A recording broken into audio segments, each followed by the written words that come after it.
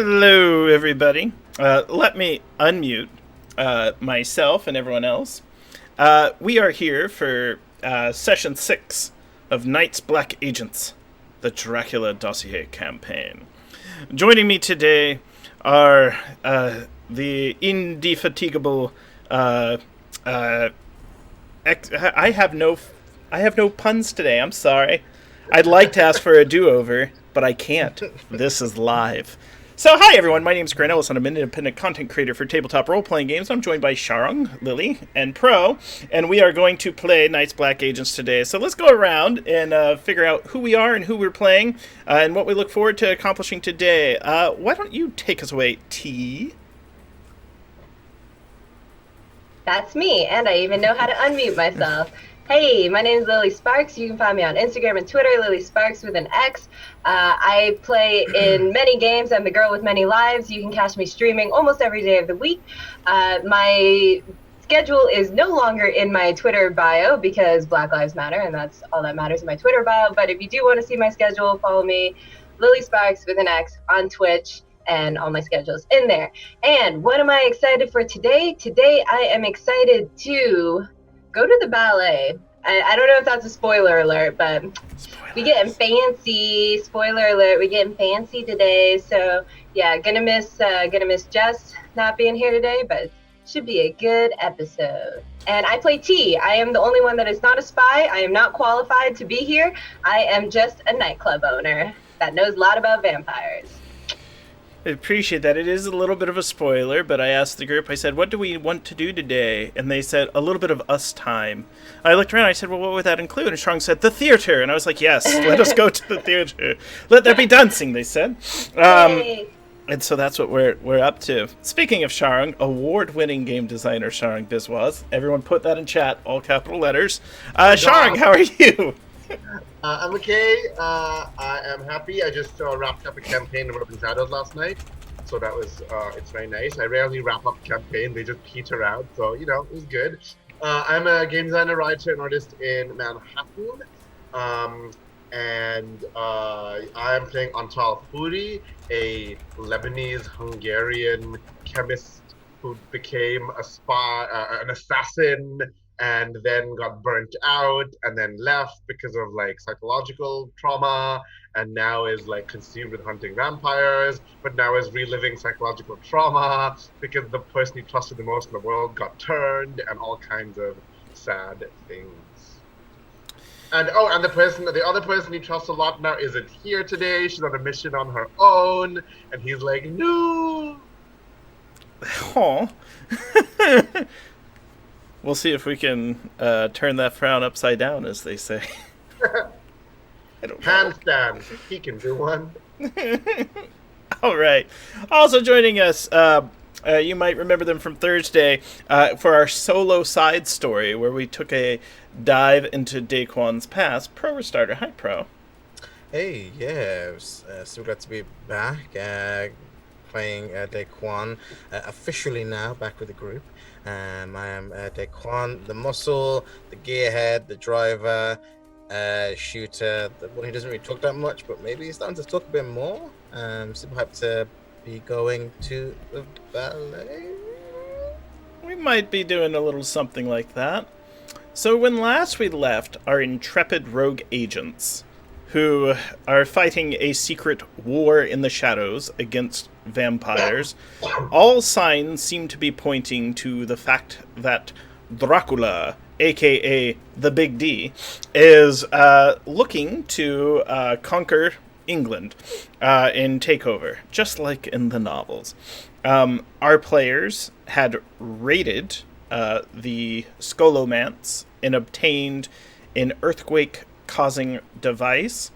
Those that had been aiding and assisting them had been taken prisoner by the villainous organization known as Edom, which is an organization attempting to control Dracula.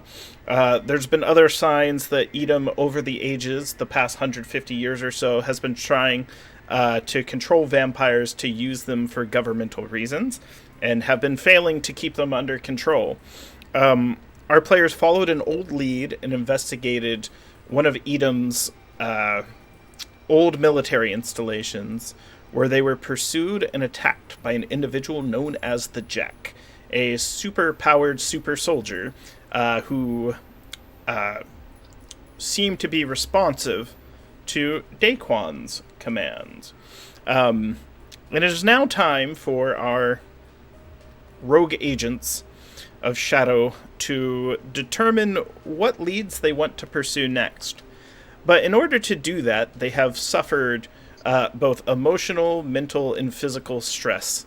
And they are recovering and recuperating, so they have decided to vacation away to a location known as their safety, which is a place special to them, a place of peace, and a place of sanctuary that they might recover.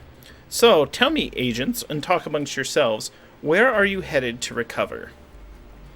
So I'm gonna say I'm probably too worried to suggest to Antal's safety, which is his roommate's grandma from Oxford, because his person just got turned, so he's scared of bringing attention to this poor old grandma lady.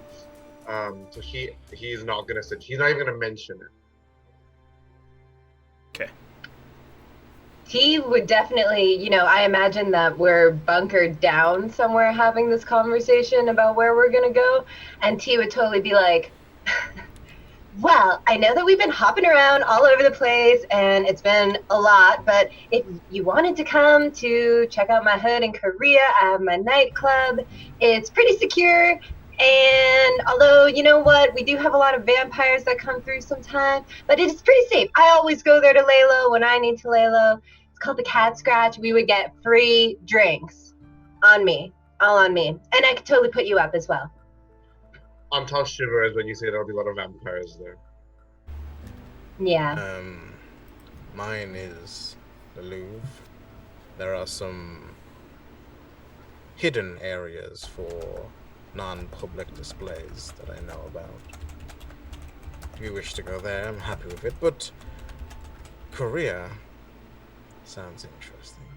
And wherever we are, Daquan is this kind of side-eyeing kind of tea.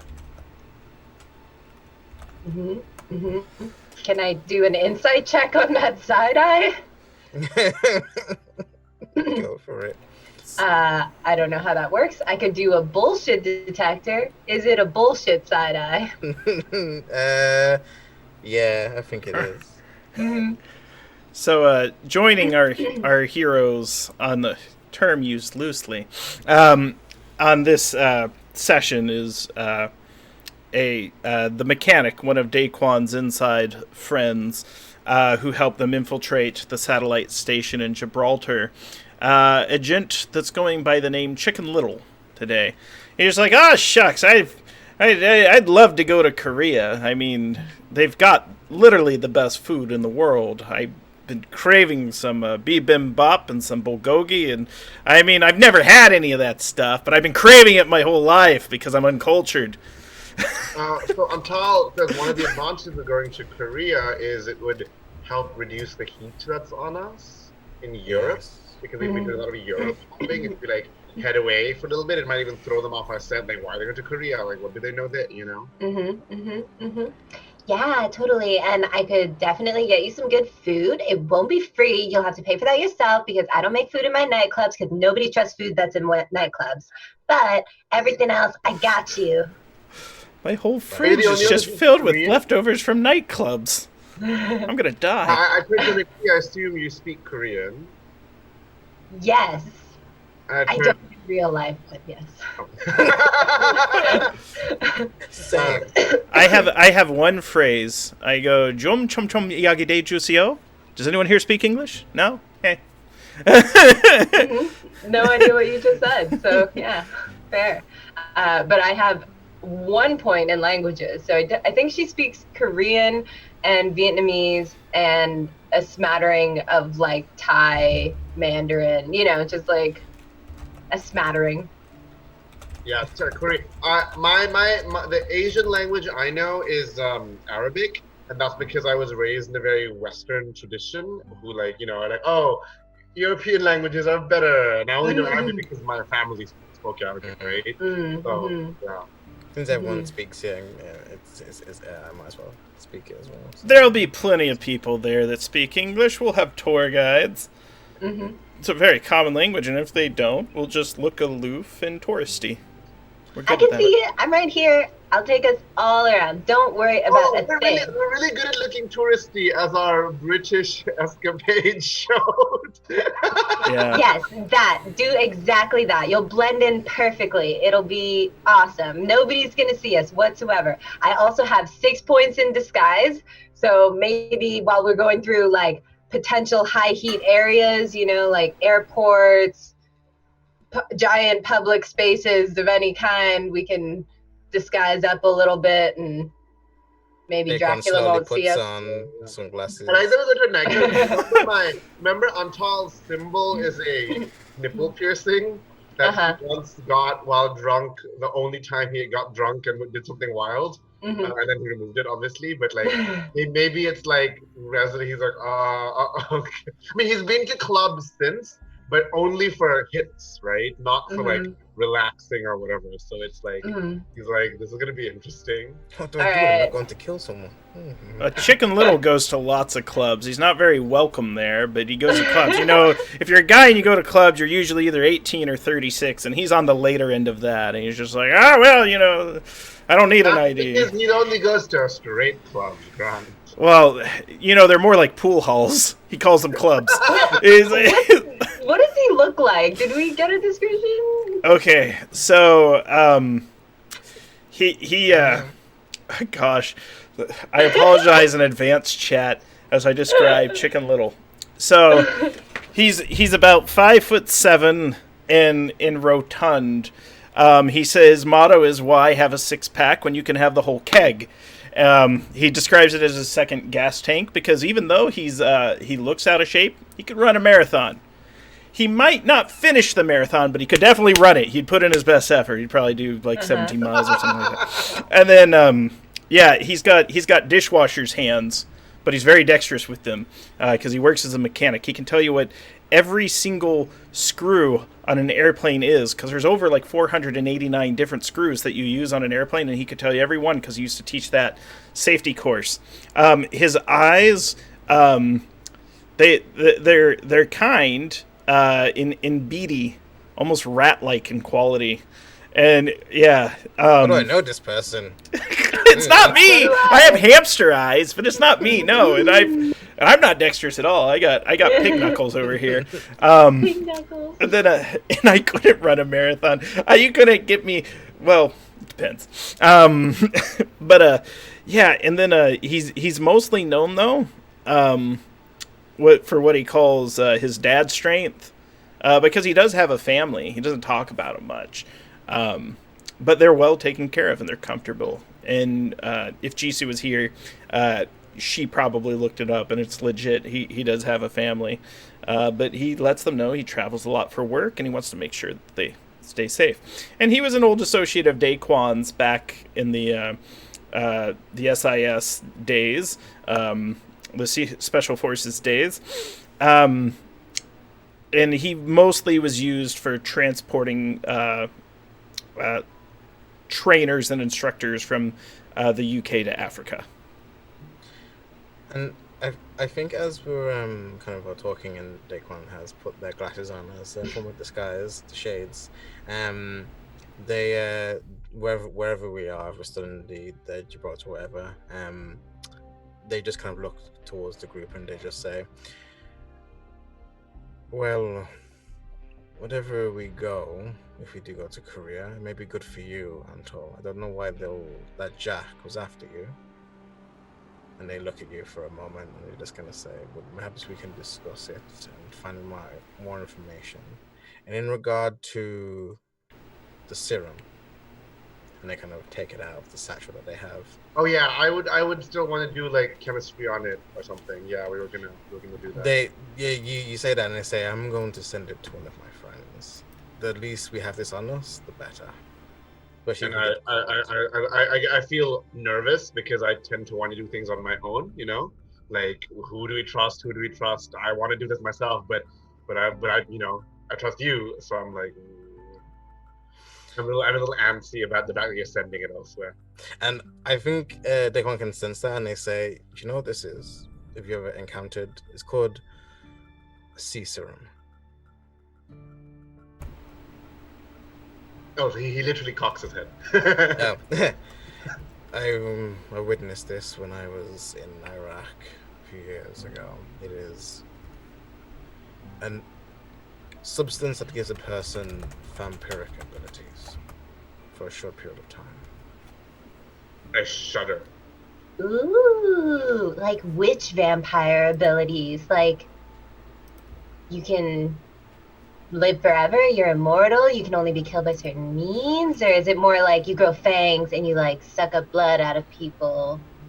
I think it's more the speed, strength, and... Yeah. Those are good, too. The come downs are pretty hard, though. Do you have to drink blood while you're on it? Oh, don't be silly, says Chicken Little. You're silly, Chicken Little. Aw. Your name's Chicken Little. Okay. How did you even get here? He's still alive. I avoided getting killed by the jack. So I actually have what I'll send you is a snippet of what the Seaward Serum does. I'll send it. I'll drop it in the Discord. It'll show you some of the typical effects. Cool. Cool. All right, so we can either go to secret rooms in the Louvre, or we can get out of Dodge, and by Dodge I mean Europe, and go party in Korea. I swear we can have, like, quiet time. It can be very quiet. Not all of the rooms are loud. There are private VIP rooms and a penthouse. And Antal turns, and because, you know, he's been very upset this whole time. He's like, do you know what? I haven't gone partying in, I don't know, a decade? Maybe Yeah, this will be good. This is when I sip my coffee at you. Yes. And I'm like, maybe this will be good. And like I said, leaving Europe might be really good for getting Edom off our tail, at least for a little bit, you know? As far as we know, Edom is less, their presence is less outside of Europe, right? Like, I know they were in Algeria and stuff, but it's like weaker outside of Europe. So. They're a global organization, but there would be less of a presence there given the current circumstance. Okay. Cool. Well, give me the location of Airport T, and I can fly us there. I give you a very vague description of the airport, then I also Google an address, and then I show you a satellite image from Google Maps, and I go, it's there, it's this one, it's the building with all the space around it. Imagine me drinking tea at you right now. Chicken Little's like, yeah, that's not the worst thing to go on. If it's an airport, I've seen it, I recognize the shape. To Seoul. And yeah, so this is where Daquan and Chicken Little disguise as airline pilots and sneak everyone onto the plane in their cover. Enjoy the flight. Oh, Chicken Little needs to be a flight attendant pushing the little cart. It's just me and I'm the only one who's the guest. He's the only one who has oh yeah, Antonti have the first class tickets, you know. Lily, have you spent much time in Seoul? No. In your life? No. Okay, great. Unfortunately not. Have either of you guys spent time in Seoul? No, I've had one invite. This will be a fantasy. Please do not take this as factual descriptions of this Seoul. is- We have done preliminary research.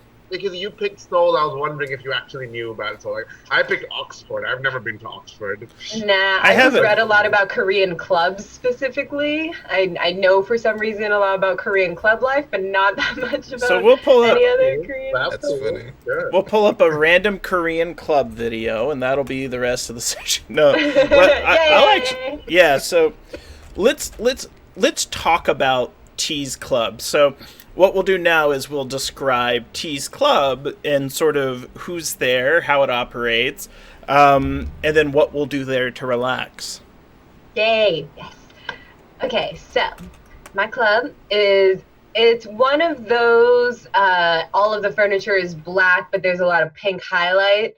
So like this, it's called the Cat Scratch. Cat with a K and Scratch with a K. No, I didn't put a K in the scratch. It's just Cat with a K and Scratch. Cat Scratch Club.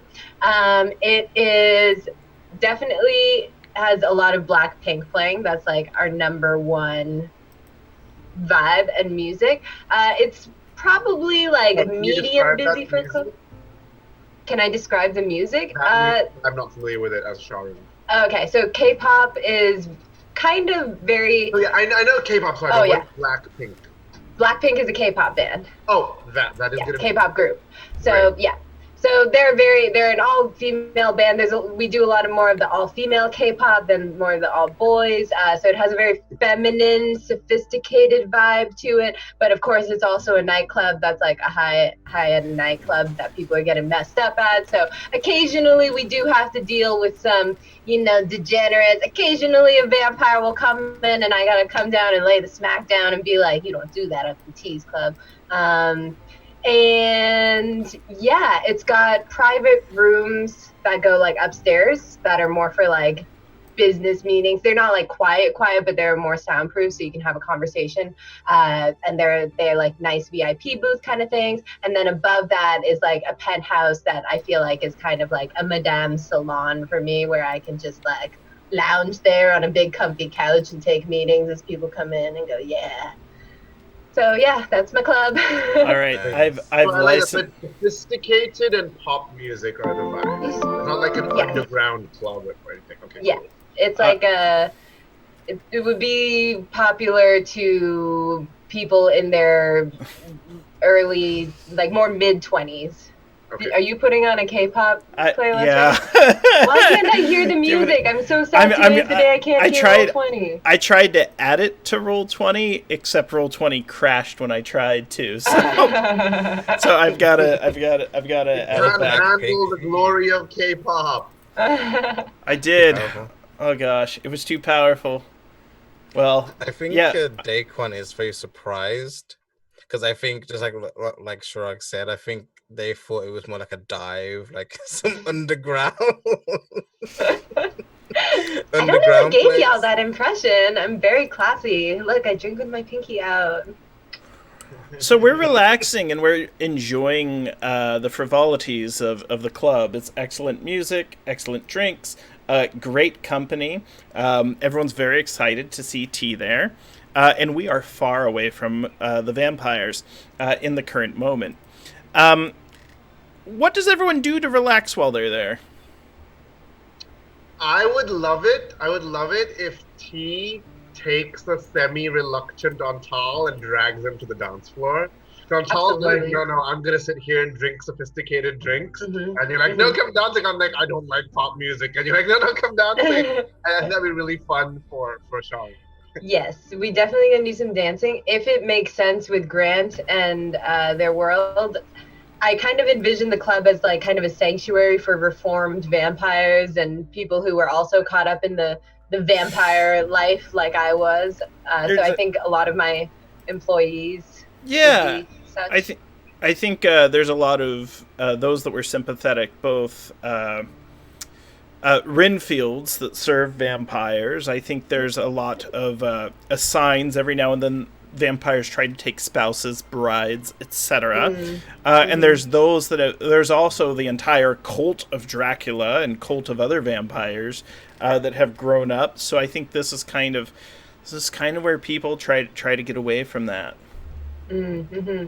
So while I'm dragging Antal onto the floor and like motioning to Daquan, I'm also gonna like do a little hand signal to my staff, who are gonna be my 3 right-hand people. One of them is a half vampire boy named Jackson. And then there's also gonna be another young lady by the name of Aura, and another person by the name of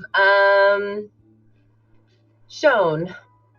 I think Shone, Jackson, and Aura all take to Antal. Just get down here. Yes. Sweat your tears away.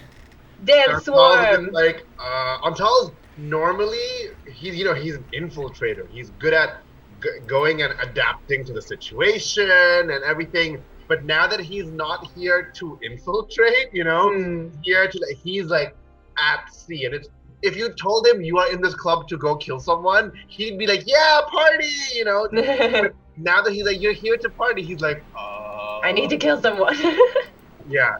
He's like, Yeah, that's why I'm getting the team to like swarm you and push you, and then I like motioned some others to go for Daquan, and I'm like dancing up a storm, but I'm also like signaling to some other like staff members to bring us drinks and snacks and stuff. We have snacks, just not like meals. and I'm gonna say when so Antal's actually drinking. He doesn't drink very often because he likes to keep his wits about him. He's actually drinking, and you realize that when Antal starts getting drunk, he starts speaking in Hungarian. Oh, good. And doesn't realize it. He's just speaking in Hungarian and thinks everyone understands him. Everyone gets it, right? Yeah. Yeah. Of course. Because Hungarian and Arabic are his native languages, right? So he's just gonna, he's like, yeah, he's like, this is actually really fun. We have to do this more often in slurred Hungarian. The music is so loud, I can't hear anything that you're saying, so I'm just like, yeah! I could totally eat. What? That's got me in trouble in a few clubs. Yeah! Dragged outside. Oh no! I just agreed without actually realizing what you were saying. Daquan definitely You want to is poison just that like... person and break his neck? No, he wouldn't say that. yeah. Daquan is definitely like two-faced and like two drinks, and just like dancing on the dance floor. It's very cutting loose. Yeah, like that. Yeah, like that. Exactly. Yeah. Yeah, T is not a good dancer. It's a very like dorky like. It's like, show me your best Nice. move. Okay, you own If you the think- club, so anything you do is good dancing. That's true. Yeah, no one can speak it. Yeah, Chicken Little's kind of like Rev Tevia from Fiddler on the Roof, where he's like diddle deedle diddle digga digga diddle dum. He's getting into it. If he was a rich man. In that case, I'm gonna say Antal is an excellent dancer. Yeah. Instead of none of us being good dancers, when he actually gets drunk and starts feeling less awkward, he's a really good dancer. He's athletic to Should over be. right? What genre of dance does Antal do? I'm gonna say Antal's main dance. I think he's good at regular club dancing. That's what he does. Yeah. Some like Regular hip-hop, club. some, like- Regular He's not club trained- dancing. He's not a trained dancer. Like, it's not like he's a ballroom dancer or ballet dancer, but, but he's a good dancer. He's very athletic and he can move and stuff. Yeah. He pops and he locks and he breaks. He's got all the moves. It's that Lebanese blood in him. As that scene kind of goes on, Daquan kind of like bribes the person who's like playing the music and like gets them to play some like dancehall or like some bashment, and they just kind of like get into that. Yeah. Yeah. It takes over. You've got control of the dance floor and the music now, and it's a great night. As the night starts to settle down and everyone feels completely recovered of any stress, any mental trauma for now, and currently those won't have any mechanical effects. They might return based on later events. Let me turn down this summer pop music I got playing in Roll20. But that's random Grant DJ. That's licensed music, by the way. I licensed it just for this now. So, question being, what leads do you want to follow? So there's a few you have. The computer hacker that knew you all had given you the address of one J.Q. Cushing in the Lake District in England. J.Q. Harker, and actually there's a secret code name Cushing, and they gave you Cushing's address as well. And that they also in the researching in the Edom files that Daquan performed, Daquan found evidence of an individual to be contacted in London proper, a PhD known as Margot, and Margot is tracking shipments of Romanian soil being brought to London. So it's up to you what leads you want to pursue, or if you have any others you would like to investigate. I think at this point we're probably in one of the VIP rooms upstairs, lounging on one of the things and going over everything. Can I say you both are doing the planning and Antal's completely like, we downstairs, he's still partying? Yeah. Yep, I'm like, I have one of those little like monitors of the club's like security camera footage, so I'm just like watching you. I'm you're keeping an eye to make sure I'm okay, but you both like you guys brought me to let loose, and I'm like, oh my god, it's gonna cut loose. It's like a baby monitor at this point. Can I just say as well, as T and Daquan are kind of left alone, Daquan just has this like fat cigar that like he's like smoking, and as we kind of plan everything out, I think Daquan's gonna like ask you just like kind of bluntly, so why are you doing this? Planning stuff or watching Antal? Because I just watched him do like 5 shots, and I think soon it's gonna be a problem. We're gonna have to like pick him up off the floor. Ugh, it's not a clean floor. I meant the missions. You're not exactly military agent. You're a very fine club owner. Oh, thank you. We are highly rated. But I understand the question now. She gets kind of like a thoughtful look. She probably also has a fat cigar and is just like holding it between 2 fingers, and she leans back and she looks off and she says, I haven't talked much about my past, but you know, I wasn't always a club owner. I started off as a club goer, and I went into some of the clubs that humans aren't really supposed to go to. Classic story, young girl ends up with the bad crowd, except this crowd was vampires. And I got lucky. I was smart. I was smart enough that they wanted to keep me on as a friend, an ally, whatever you want to call it. So I spent some years doing a lot of stuff that I probably wouldn't have done otherwise. And then I had someone who took care of me, who looked out for me and helped me get out when all of it was done, so that I didn't have to do that stuff anymore. So because of them, and because I do know good vampires, I want to make sure that we get all the bad vampires out of here. And how do you know Jisoo exactly? I do not know. Grant, do you know? Did we establish that in the first? I don't know if we did.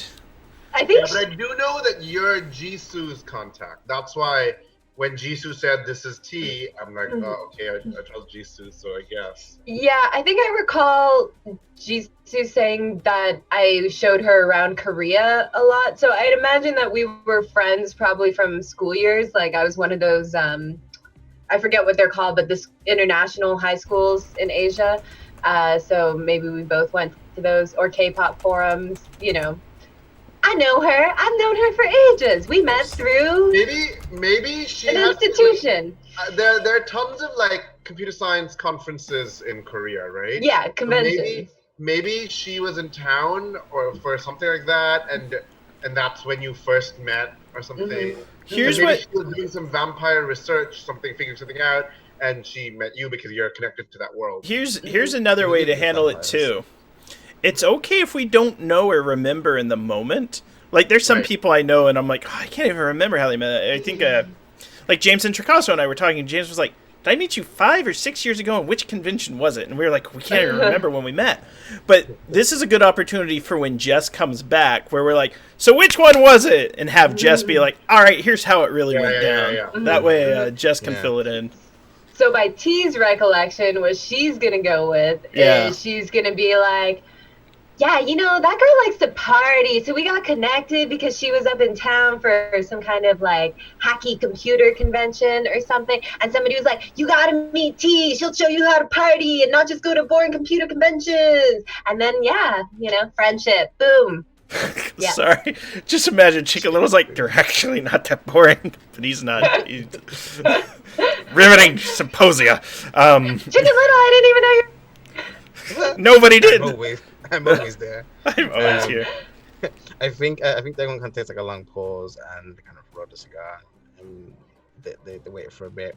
And can I put like a bullshit detector on Well, I'll let you play this out in character, and I'll let you decide whether or not you're bullshitting, because, I mean, we don't have all the information here since Jess isn't here. But I'll let T decide how much of that's truth, how much of it's false. Had the same incident. Yeah, it was all true.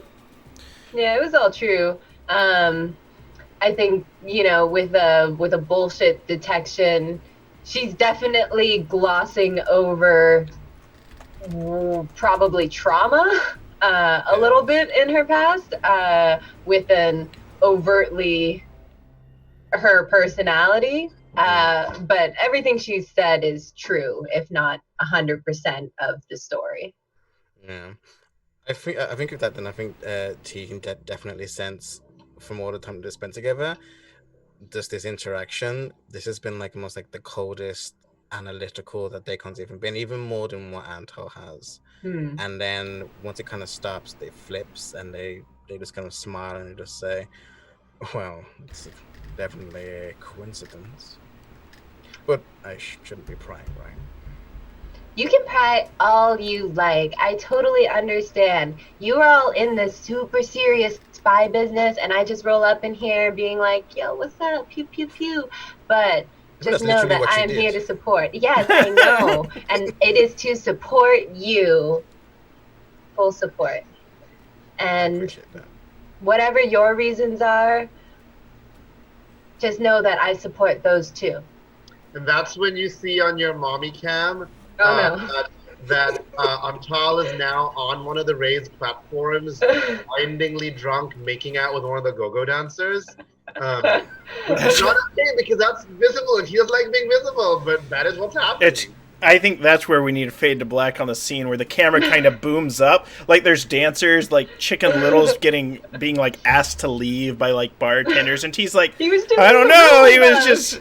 we cut him off, and he was still trying to drink, and you get him out of here, and then the camera booms up, Daquan's chilling, and then the camera goes up to the top of the platform, and it just goes up the legs of Antal and a dancer entangled and entwined, and ends with a final cut to black. God, I miss filmmaking. But alas, so...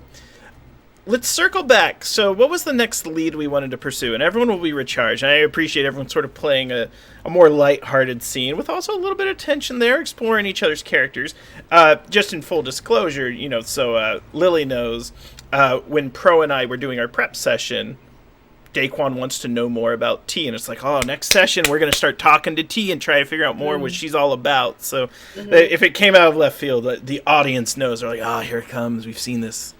No, I get it. I'm surprised it took this long because she's a real big question mark in the group. Right? What are you doing here? It's like, like 3 men and a little lady, right? 3 spies and a club owner. 3 spies and a club owner. Oh, man. Yeah, just here for the vampire knowledge and comic relief. Here for the lows. So which of the leads are we thinking about? All right, so we extract Antal from the clutches of this go-go dancer. We're in the room. I'm gonna say let's say it's next day, right? Yeah. Like, you don't After know we where extract Antal you. goes that night. You've had a week. You've had like a week and a half to recover. So heat goes down and just. Yeah, and so either way, the next day Antal has a pounding headache because he doesn't drink that much, and a strange bruise on his neck. Not a bite, a bruise. And he's like, do not talk to me about last night. Where are we going next? Do not talk very loudly. He looks at you while like clutching his coffee, which he already finished, and he's like, I need more coffee. I pour more coffee. Yeah, what was the ballet lead? Okay, so we'll build to that. You know that there is a PhD student in London.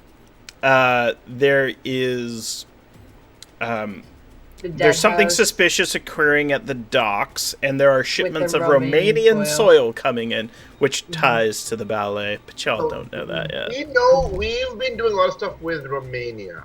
So it makes sense to keep looking into that, especially if it's not in Romania. Because we said we want to stay low from Romania for a while, right? But we have a lot of Romania stuff going on, so it'll be interesting to look at the Romania, especially since we were there when they uncovered stuff in Romania, so we might even know some of the big people involved. Plus, I feel like this is a few times now that the dirt and the soil has shown up, and we still don't know what's the significance of it. Exactly. Yeah. So. Let's go dig up some dirt. All right. And I'm like, please say that less loudly. Pull out my guns slowly. Nah. Finger guns. The camera cuts to London. You are in a beautiful Oxford library, not Cambridge, because this is Antal's place. And this is the meeting place of Margot. Margot is young with chestnut hair. It's sharply styled, probably styled because she knew you were coming and you are spies. Her glasses are less stylish than her hair, and she is comfortably dressed in the library. She seems as if she's trying to not draw attention to herself, which of course draws attention to herself, but she's just in an Oxford library. She doesn't know any better. What do you do? So Antal is very comfy. I think the Oxford Library is Bodleian, if I remember. I read that in a book once. I don't know if that's true, but I think so. He's very comfy. He is maybe, is it okay if he's the one who goes up to her while you guys are like stationed watching? Yeah. Okay.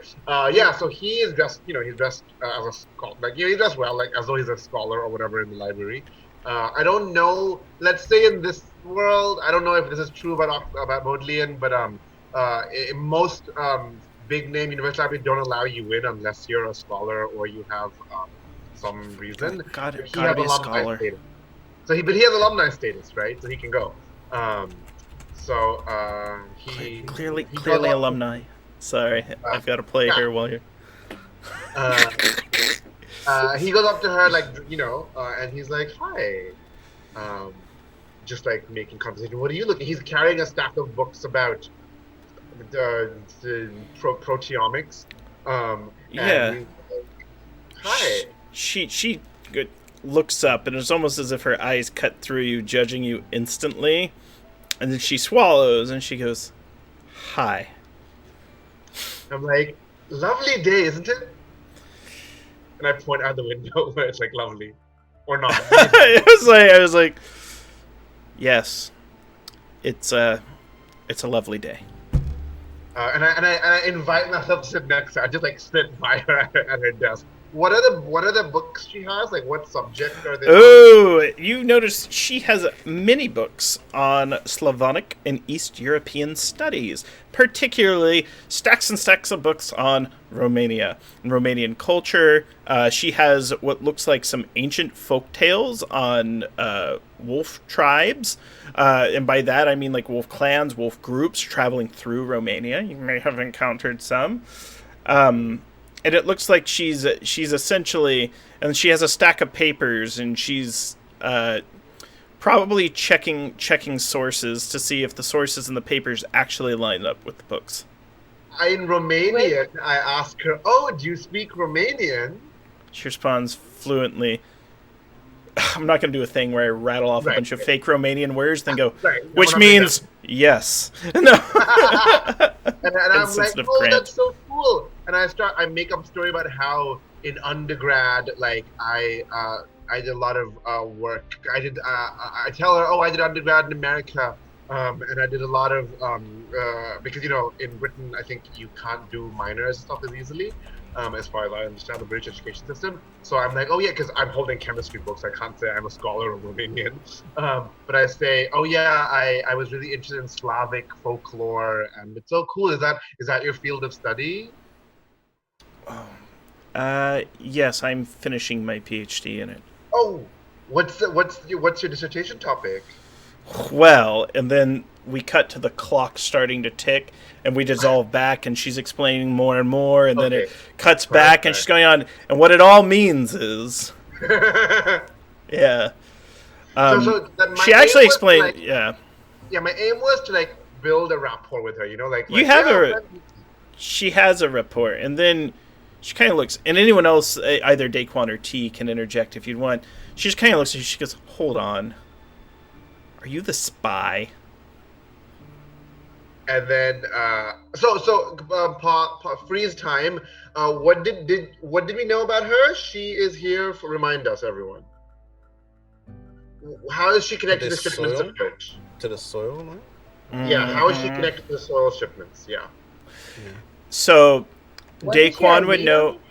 Daquan would know that Edom was trying to get in contact with her, but they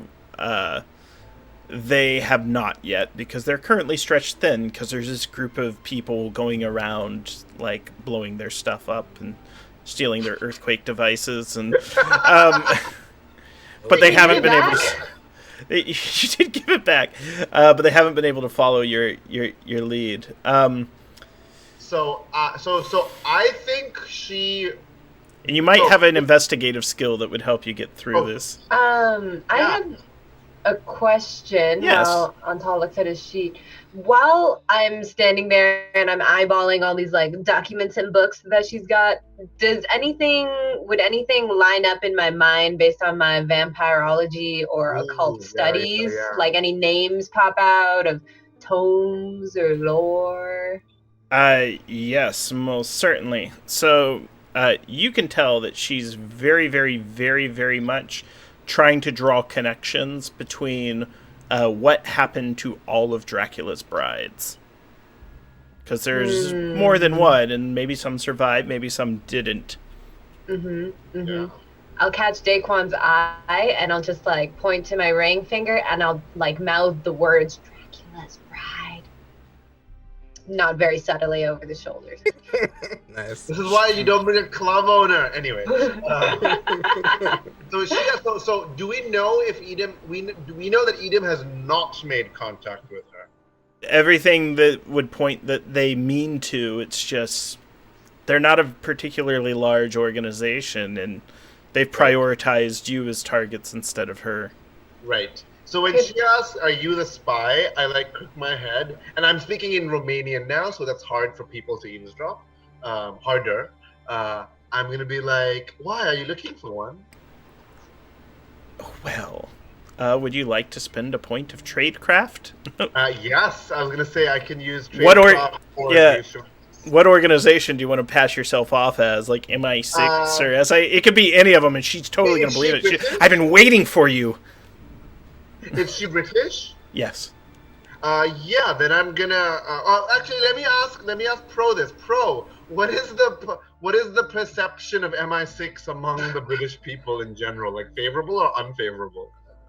I mean, any government body, right? So it's an intelligence service that we kind of know. It's neutral, I suppose. Okay. This is what I'll tell you, because you spent a point. She's been working with intelligence agencies, and she feels very special right now because she knows things they do not know, and she's been waiting to get in contact with the spies. Yeah. Actually, you know what? I'm gonna tell her I'm from Interpol. Interpol. Yeah. I've never met someone from Interpol before. That's false. Now you have. In Romanian. So It appears I've been, as they say, schooled. I'm gonna say just so you know, I don't have any points in flirting, but he's totally semi-flirting. And she's living for it. She's like, oh gosh, he's more real than my books. Antal's really hot. Don't forget, everyone, and he dances well. Apparently, How could we and he forget? bruises prettily. Just saying. I do have a point in flirting, so can I flirt to like boost Antal somehow? The wingman like, skill. Yeah, He's One of these. from Interpol. It's one of these things. Yeah. If the clock ticked on her dissertation, now it's clicked where she's like, okay, here's everything I know. So there's a new ballet that is opening up in town. It is the Ballet Brasov, and they defected from the recent independent state of Crimea. There was this conflict in the Ukraine, and then the Russians got involved, and there was this ballet that was over there that said, no, we don't represent this, and they fled. And they're putting on a new ballet called Strigoi. It comes right out of Romanian folklore. And for whatever reason, this Russian ballet is importing crates and crates and crates of Romanian soil. Oh, how inspired the set design must be. It actually leaves a bit to be desired. It's nothing out of the ordinary, but I have very high standards. I mean, she is a humanities scholar, right? Yeah. Okay.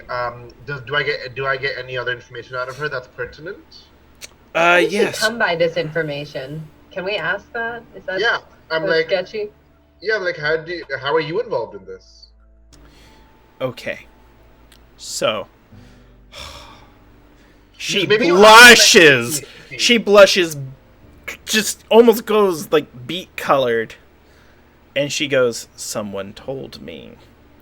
She kind of like goes back to her beverage, and kind of trembling hand. She goes, there's a British minister of state, and he let us know of the significance of the ballet, but also. How did he just happen to drop this information by you? Maybe I was poking when he wasn't in the room. Okay. An admirable skill. She's like completely mortified right now. She's obviously trying to cover up the illicit affair she's having with this government official. Can I do some reassurance up in here and be like, sweetie, all the... No, your internet. Oh no. We've lost T. You see T just like fall over. She just, like, The batteries run out. So it's just like all that party. Okay, Lily's back. We were about to describe your batteries shutting off. I had such a good scene. I was just role-playing out this scene by myself, and then it was hilarious to me, and then I was like, oh, nobody's moving. Oh, no. All right, so let's recap that reassurance. So I just lean in and I'm like, sweetie, all of the government officials are having affairs. You're not the only one. We don't judge. I've had affairs.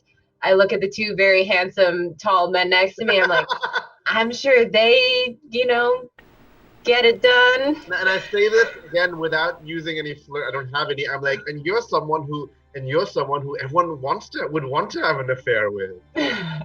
You're very affairable. No, I don't want to say she's a hoe. But yeah. So there's some more things you should know. The prima ballerina of the ballet. She's the daughter of a dancer that went missing in the Cold War, and she's a phenomenal dancer. She's considered a prodigy, and her name is Ileana Dragoi. And there's going to be a reception. There's going to be a reception where there's going to be a private preview of the ballet, but you would have to be, well, more than a student or an alum to get in there. And I smile and I'm like, that shouldn't be a problem. We're Interpol. But of course. And yeah, she's like, well, I'm gonna have to get going, and am I gonna see you again? As she looks at Antal. And I'm like, oh my god, do we want to see? Okay, freeze time. Do we want to be able to see her again? Is this important? Leave it open. Okay, I'll be like, we'll be in touch when we need it. Or like, like we'll call you, don't call us kind of thing, So it's a very exclusive to do. It might be difficult to get in. And I'm like, are you offer? And I'm like, Madam, are you inviting me as a +1? I wasn't invited, and I was hoping you'd invite me as a +1, she says bluntly. Kind of puts her hands... And I'm like, you know what? She was nice. She gave us the info, and so when we infiltrate, I will get her a ticket. Woohoo! Sorry, Grant's very excited because I don't get invited anywhere, and even if I had to be invited vicariously through NPCs, befuddling, charmy, 20-year-old, flirtatious PhD candidates at Oxford, that's what it takes. That's what the magic of role-playing is all about. Yeah, I mean, and Anton knows that networking is important, right?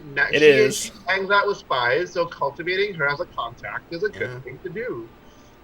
Dacon's going to say, what house is it being performed at? The Royal Opera House. And Daquan rubs their kind of face that's now got like a 5 o'clock shadow. And if I may, I would like to use my once a game success thing to say I can just get tickets just like that with my art history. Absolutely. Art history or MOS? No, it's one of the ones that are on the skills that like you can succeed. Nice. Your auto succeed. Yeah. So using our art history. Well, the art history gets it for you. So here's a couple of things that we'll make sure that I don't gloss over these details too quickly. David Eccles is the Ministry of State for the Arts, who is in charge of this special preview. The ballet is called Strigoi, and Ileana Dragoi is the prima ballerina. Using your art history, you are able to... Doesn't that mean, like, witch or monster or something? It does mean monster. Because the Striga is... I've heard the word Striga, so you said Strigoi, I'm like, wait a minute. Yeah, yes. Nice. That's real-world Charang language skills, just saying. Brilliant. And so you're able to get excellent tickets with the art history. It's a VIP. In fact, what sort of folks would they reserve these special tickets for? Because they're not just any. In fact, tell me where you want them. I want them because this falls into the dossier. I want a what are they called? Balcony? The balcony ones. Oh, like special box seat. Yes, that's what I want because that's what was in the dossier with this exact ballet. Oh no! Ooh. Maybe I should read more about the dossier.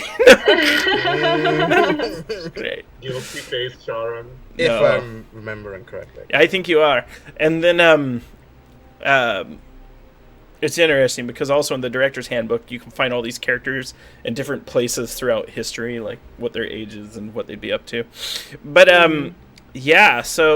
you're able to get good box seats. Are you going there immediately? Are you going to try to get in contact with the politician, or are you trying to investigate maybe where the Romanian soil is being kept? Because it wouldn't be at the theater; it would be at their theatrical. So if we have some time, we might want to do some investings before. Yeah.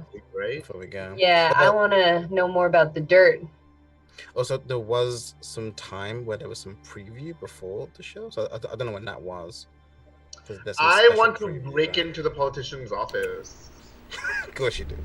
That's my thing. I break in and then assassinate him. We'll see if that comes to that. Assume his identity and take the stage. I'm not ruling out assassination, but it's not the first thing. All right. So I'm here to support you. I'll do that if you want to do that. So, headed to find the politician? Yes. I have high society if we need to use that to find his office and things. So you'll either need to concoct a cover, or high society won't necessarily be able to get you in necessarily. Okay. But it might be useful once you get in. So. Oh, great. Okay, I will concoct a cover. I have 8 points of cover left. I've only used 2 points so far. I haven't used any. So I'm going to make another 2-point cover. and I'm going to be a. This is gonna be wild. I'm gonna be a Jordanian prince. This Cool. is wonderful. Can I know I- there are very few Jordanian princes, but in this world of ours, there are many Jordanian princes. And his name is Adnan. His first name is Adnan. His last name has like very princely, so like lots of names, right? Yeah, like, yeah. Din something, din something. Please put that in check, 'cause I wouldn't remember it. So as you come to essentially the halls of power, where the Ministry of State of the Arts sits, Jordanian prince. Oh gosh, and the individual you run into, he's in better shape than Chicken Little. He's broad-shouldered. This gent looks like he does a solid 90 minutes exercise a day. He's wearing short sleeves, a nice sweater vest. Despite the short sleeves, he does have a somewhat unique tattoo going up his arm. Daquan would recognize that it's from military service. He seems completely flustered because he's like, I can't get you in to see the Secretary of State. He's not even here right now, and but I'm happy to answer any questions that you have, Your Highness, Your Majesty. I'm supposed to be a really regal, sort of arrogant. Your Grace. So I turn to my minions, and in French, I'm like, who is this silly man trying to talk to me, and what does he want? Deal with him, please. Because both of you speak French, right? Or at least Daquan speaks French, right? I speak French. Yeah, perfect. Can I pull out like a tablet of some kind and do some digital intrusion as if I'm like, oh, oui, un moment, un instant, and I'm like, as if I'm like looking up an appointment or something, and I want to do like some digital intrusion and I don't know, put his ass on that calendar. Nice. Yeah, you can totally do that, and now he's like completely humiliated. He's like, how did I miss this date? I book all of his calendars. He's not here right now. Yeah, he's just like, all right, just whatever you need, I can do my best. Your Royal Highness Prince Adnan. And you can tell he can probably do a lot for you. I look at him again, and I do myself. I'm like, please tell him not to address me directly again. I'm so sorry! He realizes Please do too. not address the prince directly again. And I would like to use some shrink maybe and be like, listen, we all make mistakes, going into our usual thing. We all make mistakes. It's totally fine. Maybe if you could tell us where he is right now or what his appointment is, we can try and catch up. We only need a few moments of his time. He's in Italia. He's in Italy. Why? There's an opening of a new opera, and they wanted representatives from the UK government as a token of goodwill, and he's supposed to come back and report all about it. I turn to T in French, and I say, tell him I need to deliver a parcel from my father to his office. I didn't hear you. I'm sorry. Sorry. I tell you and Daquan in French, tell this silly man that I need to deliver a parcel from my father to the secretary's office personally. I tell him. Nice. Yeah, okay. There's no reason why he can't drop it off or leave it here, and I'll put it in. And I say in French, I'm like, personally. All right. He opens the door. He goes, but if you need any information, I mean, we got a lot going on in town. There's perhaps while His Grace is doing that, we can have a discussion about. Have you heard of this recent ballet? And I'll just start making the small talk. Yeah, and I'm gonna go to his office. I'm gonna snoop. This is like as if you asked my older brother in the 90s about Star Trek The Next Generation. He's just like, heard about the ballet, and whoop, comes up. He's like, I booked all their travel. Okay. I helped. So, I played a small part in arranging. Yes, go ahead. T, if you want to gossip with him and get really bored talking to him, Daquan can come with me, and I'll be in the office, and he can look for stuff outside the office. Maybe we can split up that way. Does that work? Yeah, fine. It's good with me. Mm-hmm. What you find in the office, I'll tell you pretty quickly because it's easy to find it. In the office, the Minister of the Arts is trying to shut this ballet down, doesn't like it, is giving it negative reviews, is calling it repulsive, and does not appreciate Quentin Watson, who's his assistant outside's enthusiasm for these newfangled arts. We need good British ballet by good British people, and, the minister is 100% opposed. He's a little, like, nationalist. A little bit. Okay. I don't like it. Okay. I don't either. As a biracial Hungarian, Lebanese man of the world, I do not like nationalism. Okay, so he's trying to shut it down. Do we have an inkling? It's mainly because of this. It's not like there's no hidden agenda behind like Secret Service stuff, right? That he wants to shut it down. Sorry, Chet. Are there any good British ballets? Nah. Could you repeat that, Shang? Sorry. Yeah. So, is it apparent to me that that's his main reason, and that he doesn't have a Secret Service kind of reason to shut down this ballet? No, he's just not into it. It's too avant-garde. It's not what the people are asking for, and it's not what the Queen wants in the Royal Opera House. It's too avant-garde and out there a performance. Okay. Then I want to look up and see. I want to look at the permits that he's been signing. All these permits, I'm sure, right? Yes. Especially for the shipments of soil and things. I want to see is there any information about that. Yes, everything to deal with the opera, including every item that they've had shipped. There are 7 crates of Romanian soil that were shipped over, including a crate that contained a coffin. Okay. Red flags. And where were they put? Because this would also be, an agricultural hazard, right? There's soil across state lines. It has to be tracked really carefully, right? It has to be tracked very carefully, and in this, it's good that you note that, because there is a Western District docks that doesn't have modern. It's not outfitted for modern shipping equipment. You couldn't fit modern vessels there. You can only fit older, smaller ships, and it's a more traditional loading. So in Dock 64 in the Western District is where the Romanian warehouse is being, or rather the Russian ballet warehouse. Okay. They are Russian. Are we at Oxford, by the way?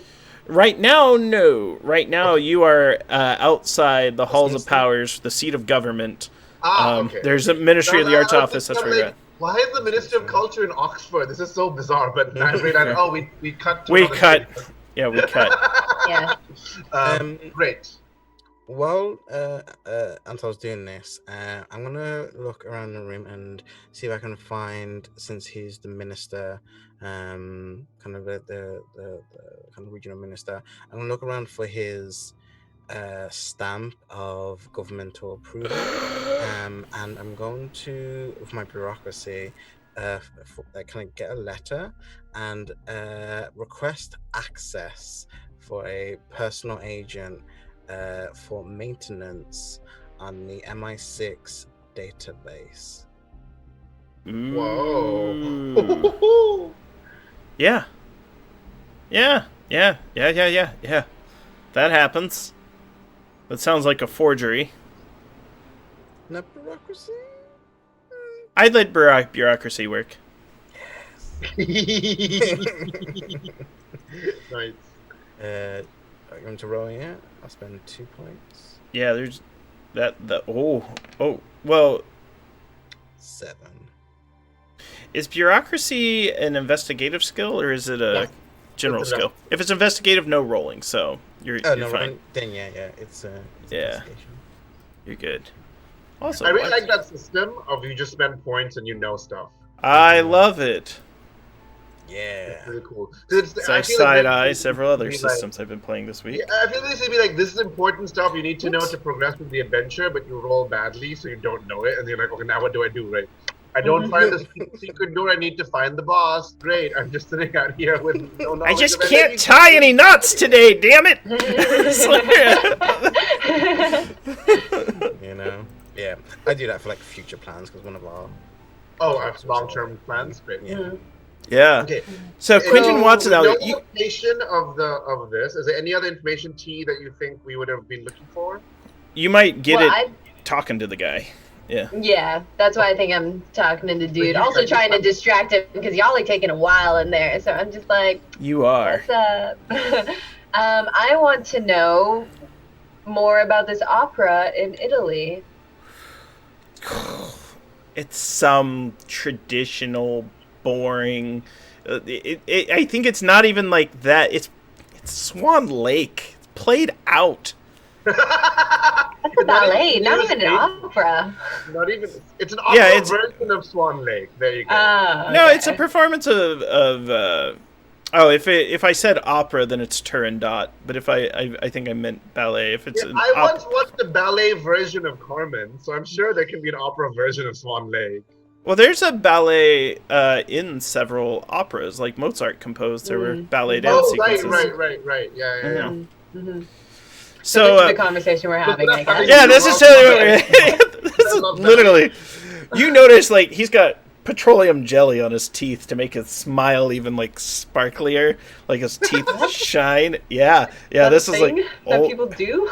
It is here, and he's just old school. Speaking of which, chopstick time. So, not like that new avant-garde ballet that just came to town, right? That's much less traditional and much more out there. It's well, it really is, and it's like it's beautiful and it's violent, but it's kind of a beautiful violence. Very high-end productions. The blood in the performance looks realistic. And you're into that.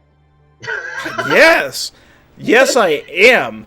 I love it when artists are daring. Like it could be this traditional, like little, like fake, but no, this is more like. Sorry, everyone. So tempted to All go right. into Shrink and learn more about this guy, but I'll just file that away. And I'll say, oh yeah, and I hear that the prima donna is stunning. Ileana Dragole. Do you know more about her? Oh, she's been performing professionally since she was 15, and she's just, they said her mother, Mihaela, was a great dancer. Ileana has far surpassed her. In fact, that's the most miraculous thing about these dancers. They never get tired. They have the best conditioning in the world. They have the best technique.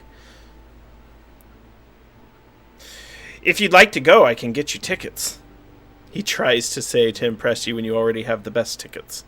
I already have the best tickets. Get some tickets, we can give it to the grad student, remember? Are you looking for a +1? He imposes. I would love to have some tickets, but you've already seen it, so I would much rather give that opportunity to someone who hasn't had that opportunity yet. Well, I happen to be the master of the reception. He's emceeing the reception. Wow, I'm impressed. I'll throw some flirting down on this.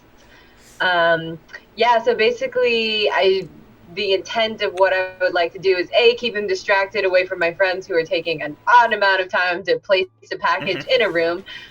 B, make him feel good about himself and try and understand a bit more about like the culture around the ballet life and maybe what pulled the minister away. Here's what you also get from the flirting. So the minister was it was scheduled, it was routine, and also the minister was looking for reasons not to see this grotesque ballet again. He watched it one time and was just like, I couldn't eat dinner for a week. And then, but you realize too, you managed to get backstage passes out of this guy. So it's not just enough to go there. He's like, well, there's a private reception afterwards. And if you'd like to meet the dancers, I can get you in. I'm a man of great power, he says. And then as he kind of like pops himself up, and it's one of those things where he deflates like a whoopee cushion when he says it, just power. Pancake now. Oh, you sure are. You sure are such a powerful man. Can that be the moment where the prince walks out? Yes! And he's like, I'm so powerful, and the prince like flashes in at that moment. And here's how it ends. He attempts to shake the prince's hand before he goes. I just like do one of these. Yes! We both do it at the same time. Recoils in fear. Oh! That's where we touche pas, s'il vous plaît. Yes. Yeah, the prince actually doesn't even acknowledge that he did that. He's like, no commoner would do this. Like, Prince Adnan, he is the man holy ababwa. Don't make me sing the song. I love this cover, guys. This cover is gonna come back at some point. Okay, great. Oh, I'm It's probably gonna get you executed at some point. point. Jordanian prince. All the heads I turn. have a Turkish French scientist and a Jordanian prince as two of my covers. Nice. Sensing a trend.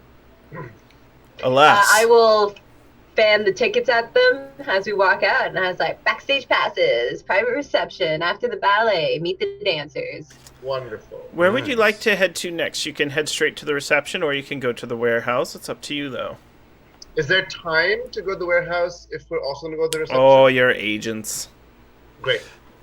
Let's go to the warehouse then, Time right? is It's not not info, right? Good to do it in the daylight. All right.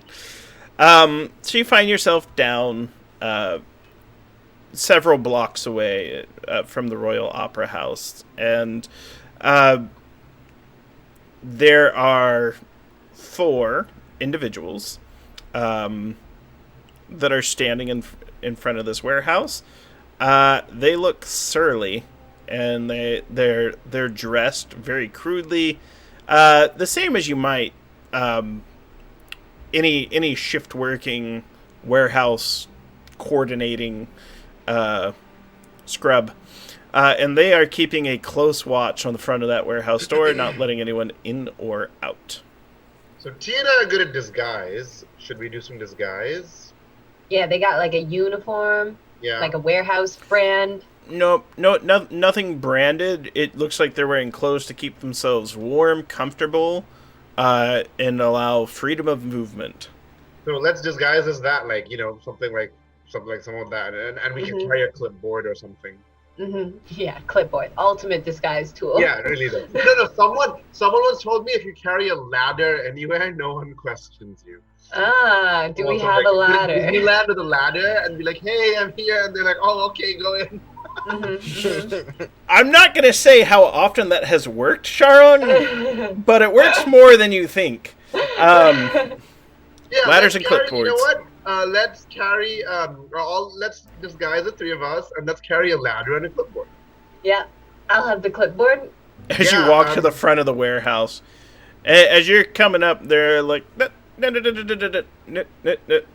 they're not speaking English. What are they speaking? They are speaking Romanian. Yes.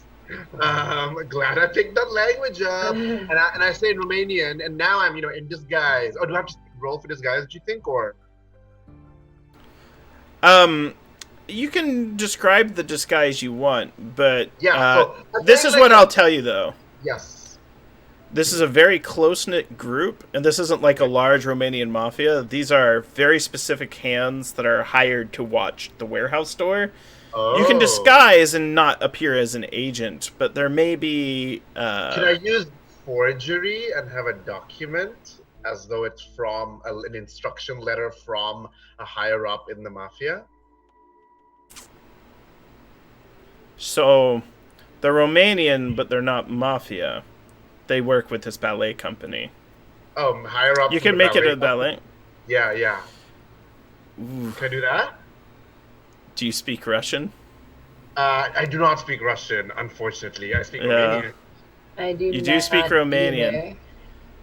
Could I, with my kind of preparedness then, and us being in that room, found out that this was like a Romanian kind of warehouse, and when I was typing a letter for MI6, I also typed a letter for this dock maintenance, because that minister also helped with this shipment, as we found out. Yeah, it could be the letterhead of the minister. Yeah, it's some authority figure. Yeah.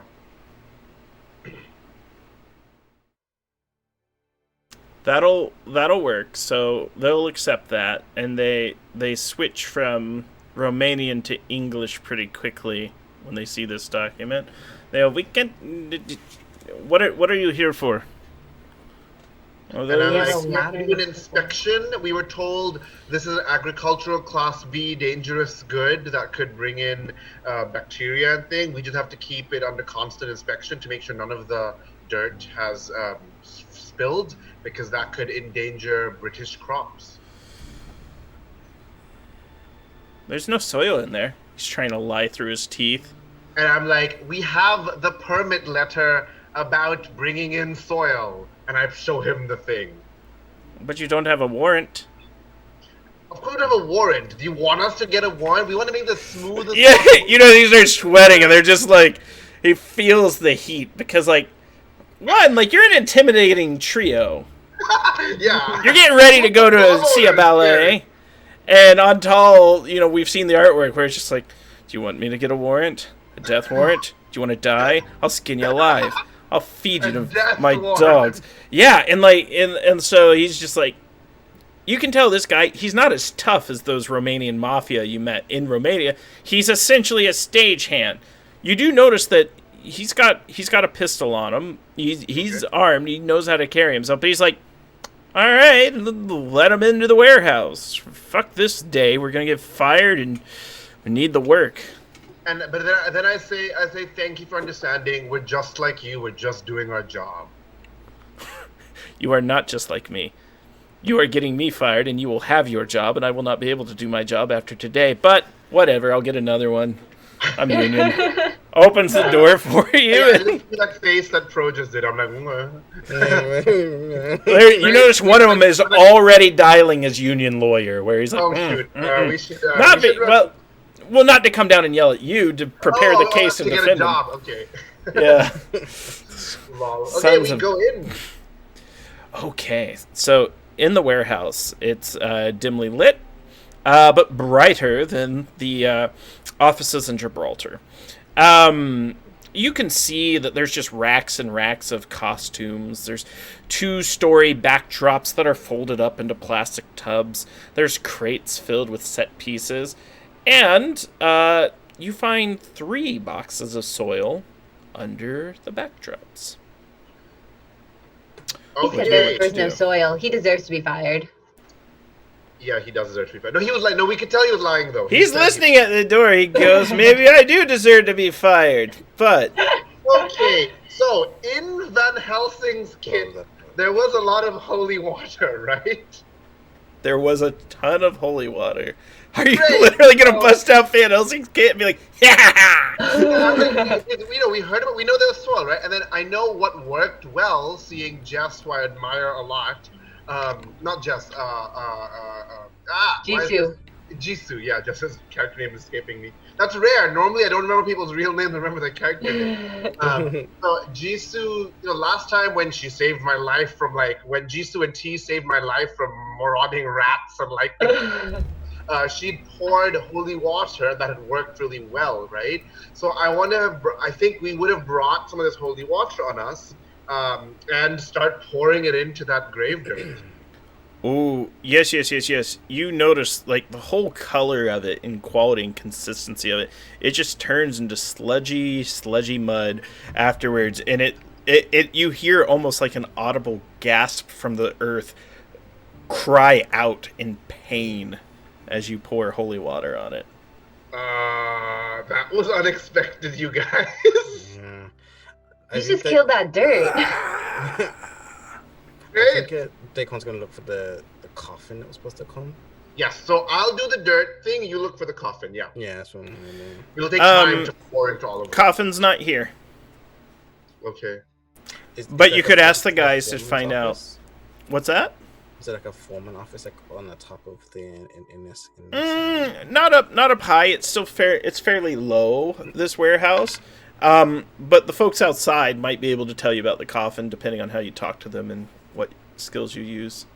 So did we take any physical documents from the office, like the shipping manifesto? Could we have? You would at least have taken that? photos of it. Yeah. I So definitely photographed it. Yeah. cool. So I'll go over there with my clipboard and I will flip the papers in a very imperious way and say, "It seems as though we are missing a few boxes. Can you direct us to the location where those might be stored?" That one moves from time to time. The old woman makes sure that it moves. Who? The doctor that travels with the ballet. She And makes what sure is her that name? Dr. Olga Lupin. Lupin. And I You're make a doing note that, of writing it down. Didi? Yeah. Olga Lupin. Can I take a sample of the grave dirt as a chemist before doctoring it, before adulterating it, Yeah. to study later? We'd assume that you do. We'd assume that you palmed it and then destroyed it, and you're like, I'm going to keep this little Dracula dirt. No one can see it. So I'll just ask, do you have a contact for Miss Lupin, or because we must account for all of the shipments that have come through. We don't want any bacteria getting loose and starting a pandemic in our country. Oh my god, too soon, no. Well, It's true. You would have to ask her. She's always with the dancers, and the dancers never come by the warehouse. They are either at this opera house or at their hotel.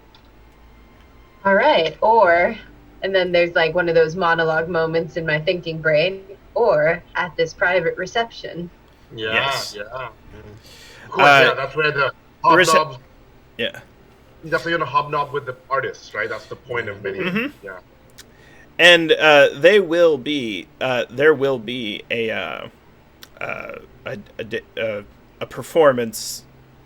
The reception is held at the opera house, so you would get there. So, curious, is there anything you want to do to prepare for the reception? What's everyone wearing? Oh, yeah. Okay, are we going as what? What's our like cover there, you guys? I think we should go as the Prince and Company. Okay, should we do that? That makes sense to me. What do you think? I think if you do Prince and Company, I'm gonna do like art historian, art journalist. That's, Maybe you can be my cultural attaché. Oh, okay, yeah. Like you're the art. You're like the. This is what this means, Your Highness. Yeah, you're like Yeah. you're like the University of Manama, like professor of art history or something, Yeah, I right? like that. No, that's Bahrain is Manama. What's Jordan? My God, my geography is so terrible. What's the capital of Jordan? Oh my God, why am I so bad? It's important for me to Google, so I'm gonna. I'm waiting. So you're at you're at the reception. Amman. They're very similar What's the names, capital of Jordan? Slap. Okay? Your palace, oh prince. It's in my defense, Amman and Manama are very close-sounding cities. So maybe in the University of Amman, you can be like art history professor or something, right? Yeah, I like And that. you can be my cool like personal assistant person again because she was My so name's effective. Stacy.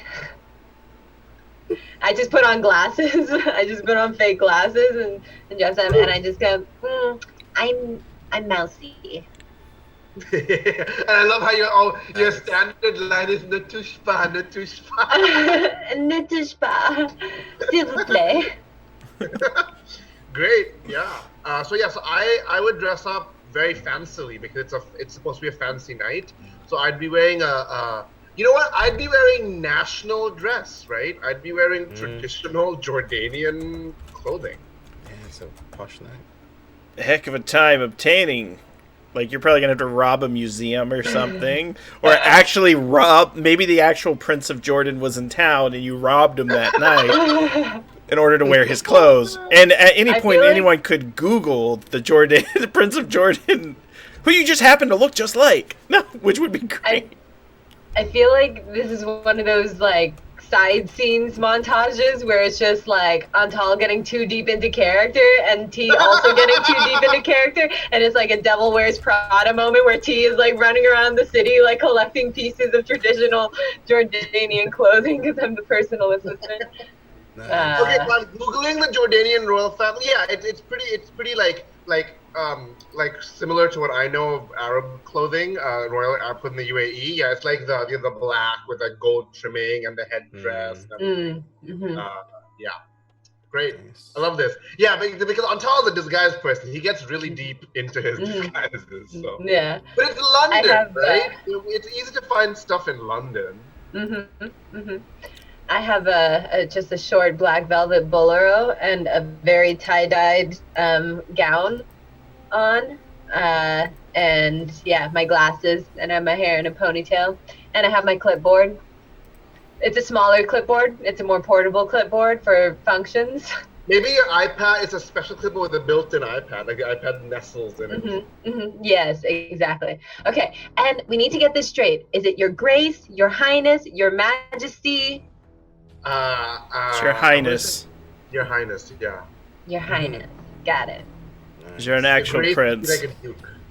If you were crowned, you would be Your Majesty. Daquan just has this like kind of like a green like suit jacket on, like a bow tie, got some glasses, like circle glasses on. Oh, and we all have a pin of the Jordanian flag. We're so great. You were probably spent half our game session deciding on the kind of dancing we do, the kind of outfit we wear. I love this. Yeah. You need that every once in a while. I remember Invisible Sun when we had to find our dates for the big ball, and then we had to come up with our outfits. Yeah. You can be wearing like the breath of 1,000 virginal cows or something as your dress, right? The breath of 1,000 virginal cows. That was my punk band in the 9th grade. No. All right. So you arrive at the reception, and I do want to cut the camera to the other side of London, where young Margot was waiting to be picked up by Antal and taken to the reception as a +1. She's wearing a beautiful gown too. It has the pattern of all the constellations and a very, very, very well-crafted cape over her beautiful ball gown, like something out of Beauty and the Beast, really. Or at least the Oscar ceremony for it. So I had to throw that to the chat. I was like, wait for it, the heartbreak's coming. And she's just like, I could have danced all night. But she never did. Could we have mailed her a ticket, though? No, it's better if her heart is broken, and then you have to play Star-Crossed with her and me later, where it's like, We honestly, Antal literally forgot that he'd promised her the ticket. Because he has better spy things to do. She's gonna end up your new Solus, where she's like, hey, no, I get it, you're a spy, I'm a spy, we do spy things. But didn't I get the ticket from the dude? You had she would have had tickets from Daquan, but she was expecting to go with Antal. It's fine.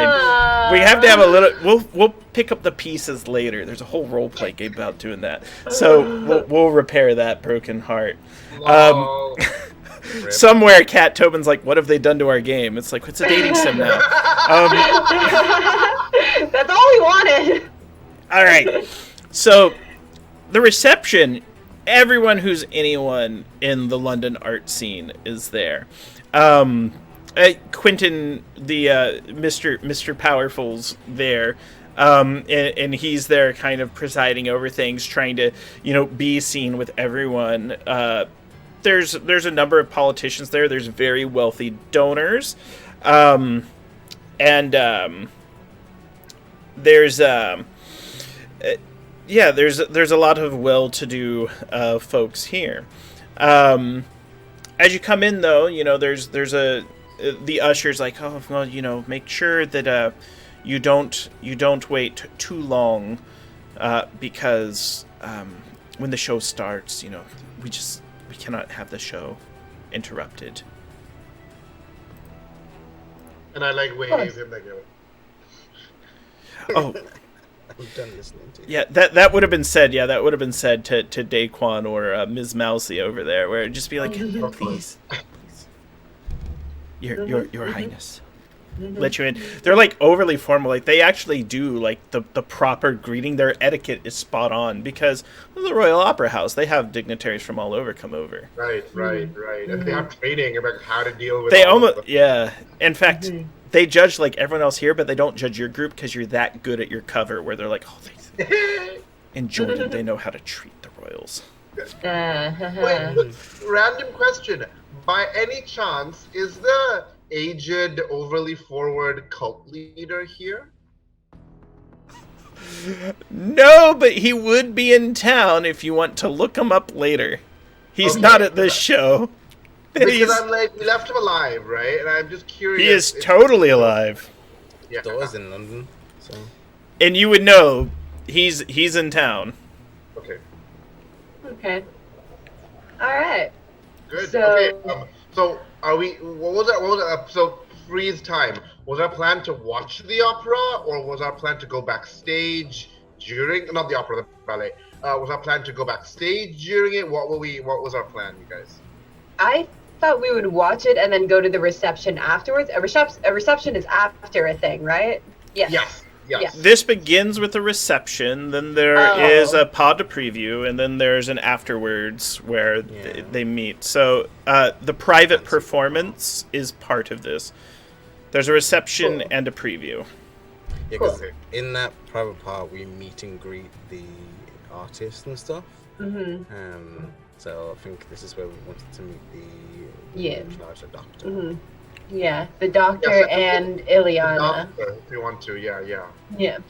So we will sweep our way over there. I will push people out of the way and gesture and, make way. Well, so they let you know that when you're looking for Ileana, they explain that you wouldn't be able to find her because she's actually performing very soon, so she's in preparation. So is Martine and Daria, Stella, and Dennis. They are our principals. They are our leaders. But there's other dancers that you can meet. Too. And that's what that's about who they. Miss Lupin? Oh, she's backstage just in case something happens. But you could probably, well, we'll see if it's all right if you visit her afterwards. She's usually very busy and she's very private. She's very. You do not think that the Prince of Jordan is very busy and very private? There are reasons that we have for asking these things. Well, unfortunately, if you're coming here, how busy could you be? They kind of say with a shrug. Disrespect! Mon Dieu! They realize they're like, jolly good. They understand. They go, look. We could try and sneak backstage to talk to the dancers. And if we get caught, we could just say we were so enchanted, we want to speak to the dancers. That's the idea. Mm-hmm. You'll be able to get backstage after the show without any issue. Yeah. I was going to say, I'm kind of curious to see the show maybe even before we talk to people, because I feel like the show is going to have clues in it that will... Okay. Yeah, so do you think it's important to talk to any of them before the show at all, or do you think we should just watch the show? If the doctor was available, I would have said, yeah, let's just talk to her and get a bit of an introduction and then maybe go deeper after. But since she isn't, I think we might as well see what. In that case, could as we're schmoozing, could I use my what's it called? Human traffic, right? Isn't that what it's called? No, human terrain. Human trafficking is a different skill. That is a very different thing. Oh yeah. Oh god. Yeah. I didn't even think of that. Oops. Sorry. Scratch that. Yeah, my human terrain. I was thinking of the traffic analysis skill as well. Yeah. So yeah, I got you. I'll tell you this: human terrain will definitely get you some information after the performance. Oh, great, perfect. And you have other skills. And what I'm trying to do now that we've played a few sessions is to not name the skills that maybe you should use, but think critically about what occurs during this performance and what you might. There's going to be some obvious ones, be it vampirology and things like that. Yeah. Art history and even any the whole thing. So there's as you're seated for the performance, there are 3 large photographs near the stage of the principal dancers, and there's a brief introduction by Mr. Powerful, Quentin Watson, and then a small string and percussion group sets up beside a small curtained area. There's a pair of spotlights that are illuminating red hangings. The curtains pull back, and you can see some of the individuals who are photographed, Martine and Stella. And so they do a very traditional, very, very, very precise pas de deux from the ballet. And this comes right out of the 4th act of Strigoi. You're watching as the dance goes on. Is there anything you want to try to ascertain from the performance? Yeah. Why don't you guys? I've been talking a lot. No, that's okay. I think that the main thing I would be watching for is this blood that has been described and what that whole scene is like. Also, with my very vampire familiar eye, just looking around being like, any of these people vampires? Any of them look like vampires? So, do you even vamp, bro? Yeah, do you even vamp, bro? We'll see what they reveal. So, there's a couple ways you could tell. Usually, vampires, these are some things they don't show up when photographed. Do any of you have the photography skill? Oh, God. Yes, I do. Just took it out. So you would know with your photography skill that the photographs of these dancers are not faked. So the 3 dancers that are about to perform are human. They are not vampires currently, or at least when the photos were taken. They seem to be They seem to be modern portraits. Then the lights go out, then come back on, and the ballet begins. Dari and Dennis. Yes, go ahead. Did you have something to say? Yeah, I was gonna say, as we did the pre-show before that and stuff and everything like that, can I kind of keep an eye out with tradecraft and just kind of notice, just to make sure there's no kind of messaging within any kind of dancing or forms that's like within the ballet or in the set design that is like being kind of transferred? Sure, absolutely. And what you can tell is, as far as the art direction goes and the way everything is set up, there's almost no audio visual, so there's no amplification, there's no hidden messages on any of the sets or the costumes currently at the moment. Let's take let's begin the ballet. And so Dari and Dennis stand in the middle of the stage. She's wearing a torn black dress and matte black. He's in a matte black tunic. They're facing each other. The drums roll, and then the bows begin to attack the strings as the dance begins. In a ballet called Monster, the bows attack the strings. Yes, and this particular pas de deux is from Act 3 as opposed to Act 4. It is very modern in style, and there is a passionate exchange between the 2 powerful bodies of Daria playing Magda, and she's showing hesitation in offering herself to the king of the Strigoi in this act. The tempo and the insistency of the music increases and the dance becomes more and more heated. You find your own pulses speeding up, and you find your breaths becoming heavier just watching the dancing. It's exhausting. I am going to use my diagnosis skill. Now that I've been shown like magic, like we've seen or whatever magic, supernatural stuff. I want to try and ascertain are they doing some kind of like subliminal thing or some like mind control music? Like what is going on with our bodies? My body. Sharong, each of you are going to gain an additional point to defend against any mind control attacks, because you can tell that while the dance itself is not hypnotic, there is something supernatural working here. We get to the point of the dance where it reaches its climax, and you hear the audience all gasp as Dennis plunges his head onto Daria's neck, and she jerks as a trickle of blood escapes his mouth and runs down her arm. I look at Chi immediately. The dance resumes languidly, and the king manipulates the dazed Magda in an imitation of the earlier dance, and blood continues to flow, occasionally drops flying off as she moves. The strings go silent, and the drums beat in time with the audience's hearts, as the king pulls open his tunic and uses one sharpened fingernail to open a line of blood on his chest. Then he pulls her head to him, then the lights fade. When the lights come on again, the curtain is closed, the string quartet remains behind, performing selections from the ballet, and I need each of you to make a difficulty 3 stability test to resist mesmerism from the dance that was performed. Nice. But we get an extra bonus point from the diagnosis. You each get +1. Yeah, so it's just going to be a roll of a d6. And roll 20. And it's a difficulty 3? Yes. So I'm gonna actually just spend. Oh, I can't spend anything, right? It's not a spending skill, is it? Stability is you can spend points, or you can just roll a d6. I got a 3.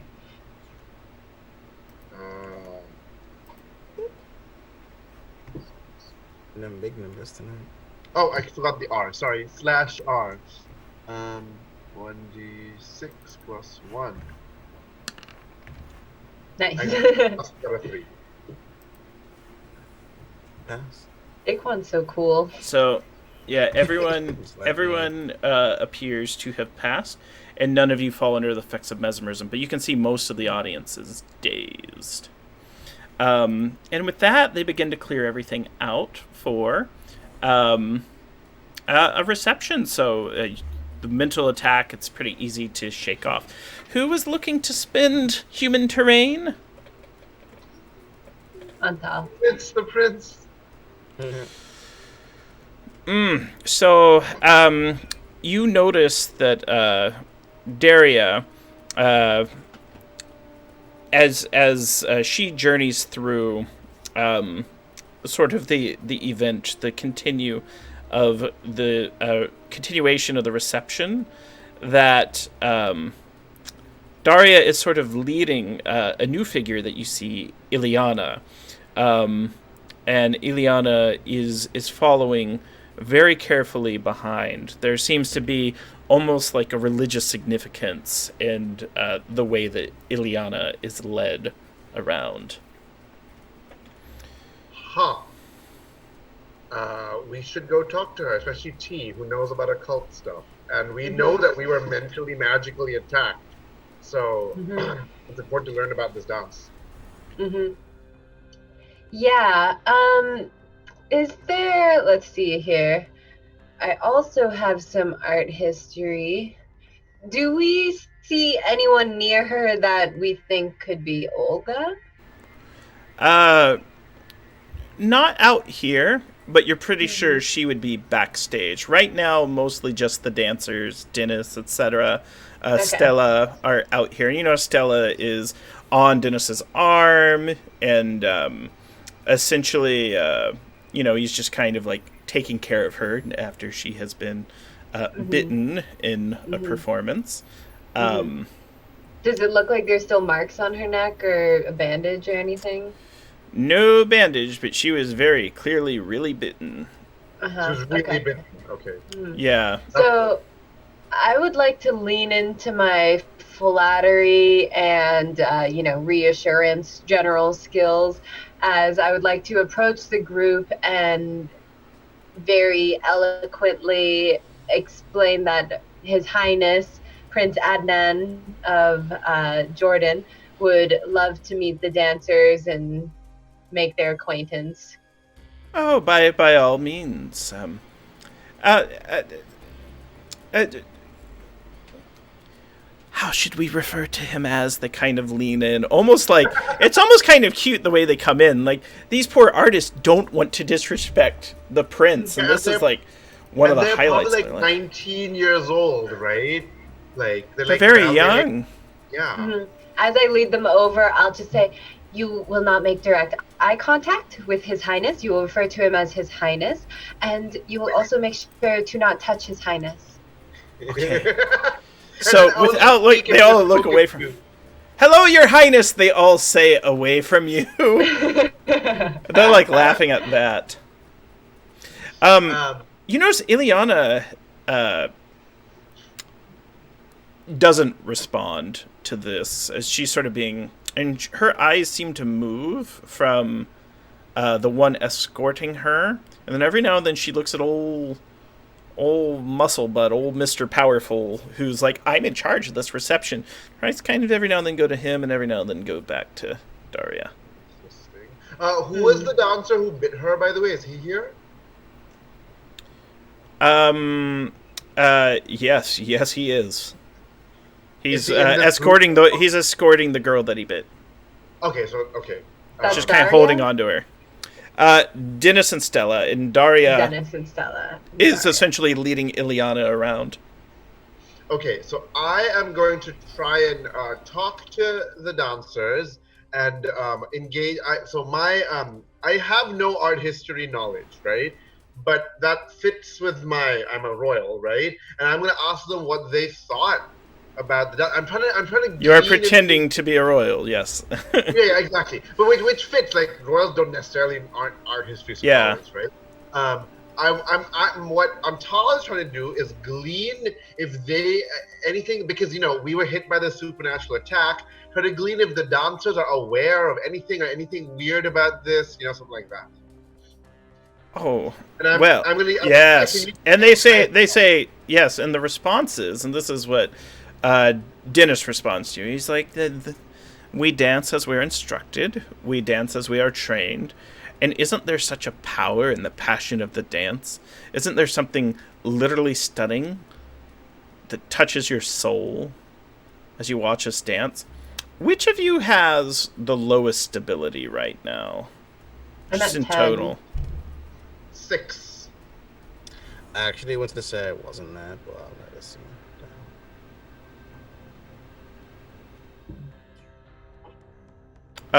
Which of you has the lowest stability right now? So I'm at 6. If it healed, I'm at 6. It would have been healed, yeah.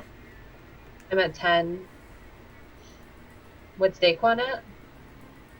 I'm not there in this conversation. I was gonna Oh. say while we was doing it, but I'll wait. 'Cause I Got wanted it. to Yeah. sneak out. Cool. Well, this is just yeah, so important it's to on. everyone. Oh, in general, because of In the general. attack? Oh, Okay. okay. I got 7. Okay, So I'm at lowest, which makes sense. this is great. So Dennis is talking to the prince, and Ileana turns to the prince and sees, kind of comes over.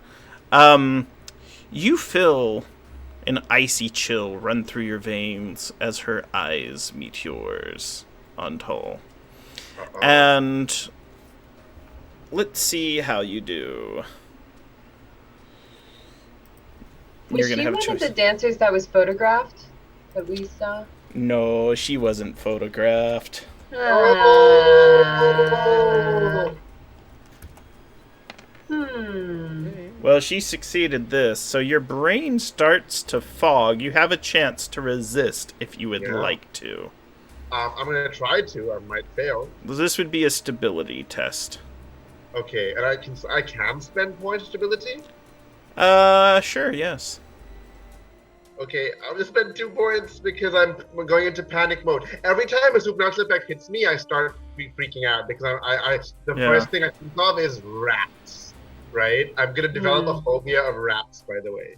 Makes No. Content warning: there may be rats later. No.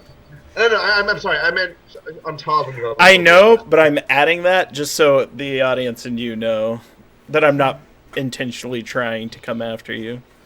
What happened to Chicken Little anyway? Speaking of rats. He's off flirting with a Russian ballet dancer. He's like, well, you know, I did a little dancing back in my day, back when I lived in Korea. You lived in Korea? Yeah, for like a week. I did 4 + 2, so 6. Well, she got a 7. Damn. Yeah. So, here's a couple things that that apply to you now, and each of them will come up. So, if Ileana attempts to do anything to you again, it's going to be harder by a step. So, whatever difficulty would be, we'd raise it by 1. If you see any blood, you're going to have to make a stability test. And you may begin having nightmares. Now, this only occurs currently. You don't know how long this will go. But Ileana looks you in your eyes and then turns to T and says, tell His Highness, if you would be so kind, that I find him very interesting. I relay that. Yeah, I'm speechless. Like, I am scared, and I'm having PTSD flashback and stuff. Yeah, I lost this contest, right? So. Oh, you're not having any PTSD flashback at all. You're having a whole new sensation that involves being mesmerized by the vampire. This is almost... Okay, yeah. I'm speechless because I'm mesmerized by the vamp lady. I pick up on this.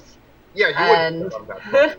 I turn back to Ileana and I say, His Highness is very flattered into speechlessness. He has lost his words. He cannot express how beautiful your dancing was tonight.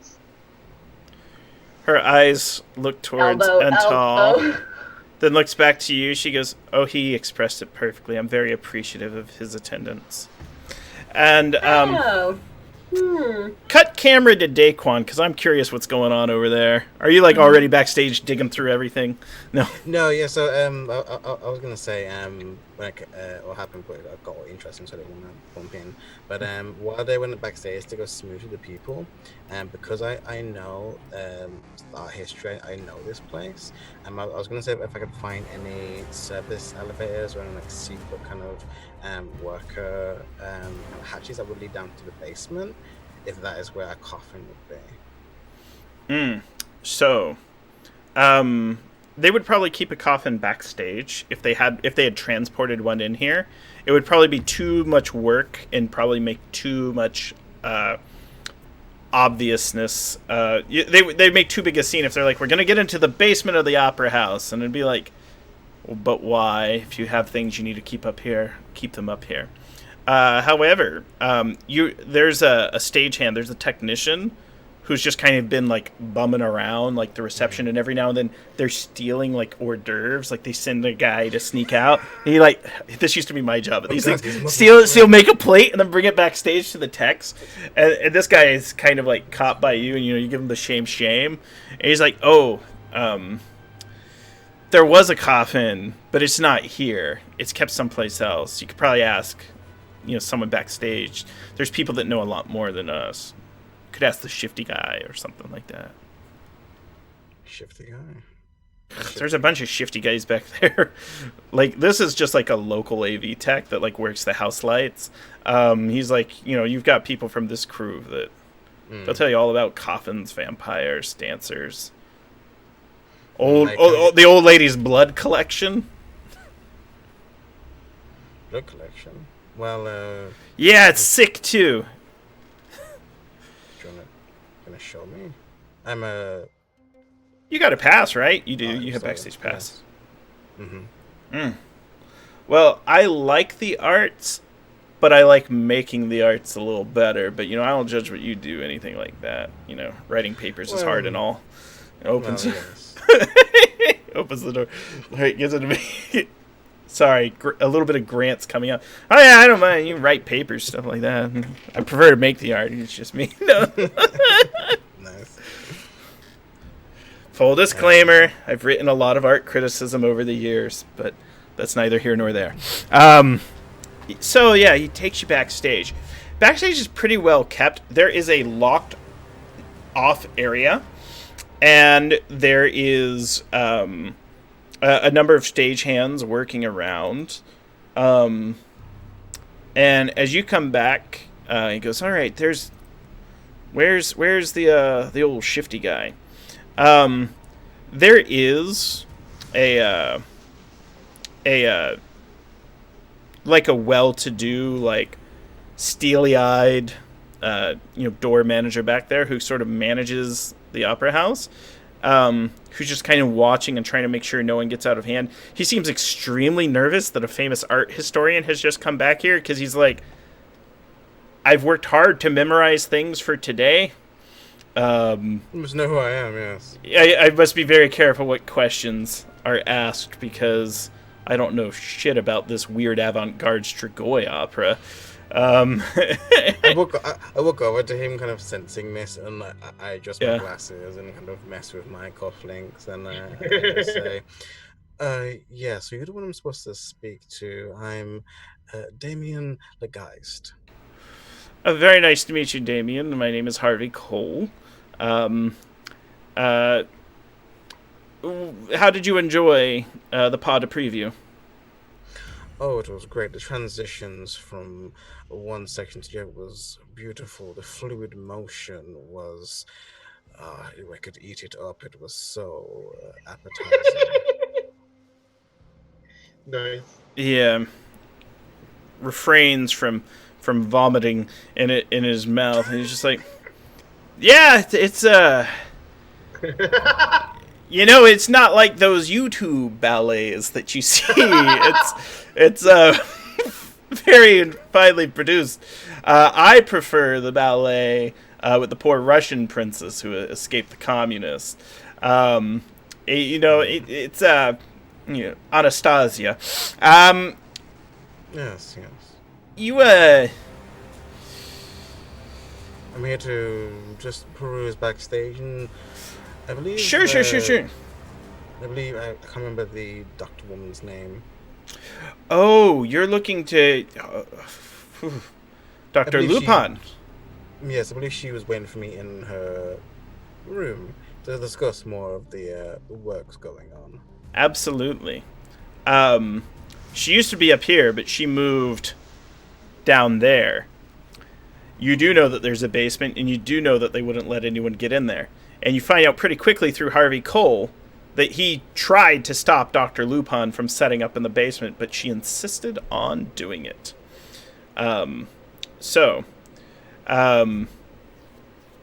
He opens the basement doors for you. He goes, do you want any of the guys to go down with you, or do you want... I should probably stay up here, make sure they don't screw up. Yes, if someone could show me the way, that would be nice. I'll go. And old Chicken Little, disguised as a stagehand, he's been working here all afternoon. He goes, the new guy. The new guy. Chicken Little goes with you. As we're going down the stairs, and Chicken Little, who's next to me now, goes first. I'm gonna just quickly text Antol and T, and just kind of just give directions and say where I'm going. T realizes I'm still foggy, right? So. Mm-hmm. So if Daquan's scene is wrapped, I'm just kind of curious if I have seen vampiric mesmerization before, and if I would shrink you test. Would. You totally know that this is vampiric mesmerism. Cool. Right off the top of your bat. And you might know a couple other things too as I double check. Cool. So with the shrink, it's going to be a difficulty 4. You're allowed to spend any points from your shrink pool that you have. So it's my MOS also. Oh. Then you automatically succeed. Yes. I love how you're like a psychologist club owner. It makes sense. If you're a club owner, you got to deal with a lot of human psychology. That is one thing I have learned. There's a few things that you realize that are going on. First, the scene that was enacted was a very accurate representation of the process by which vampires create their assign, their spouse. We talked a little bit about this earlier, how they might have a bride or a love. They can't. The assign can't turn other people into vampires, but there's someone that they control and have power over. And that's literally what the ballet depicted.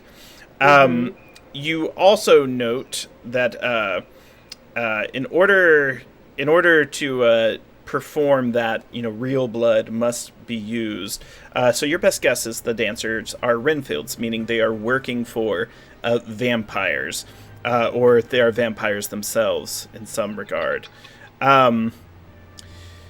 The other thing that you pick up on with your MOS is that in this crowd, it wasn't just you that was affected, it was everyone. Daria and Ileana are moving from person to person in the crowd. It wasn't just Antal looking into their eyes. And you also pick up on some of these folks that are in the crowd. They're not just politicians and donors. They're fake donors like you. There's a couple of fake royals. These are government agents that are trying to infiltrate to figure out what's going on here. And they are all quickly falling under these vampire spells. Oh, damn. I love how there's more than one fake royal here. I'm the king of... I just want art of this room. Prince somewhere there who's actually like from Swansea or something. Yeah. I love it. I'm just picturing this room with a bunch of like Halloween costume depictions of different royals of different cultures, and this whole time we're here thinking that this is all like super legit, and then I like blink my eyes and it's like of Azerbaijan, and we're like, I saw you at the CIA last week. Yes. They see Anto coming in and like the fake royal, like, oh god, enough one.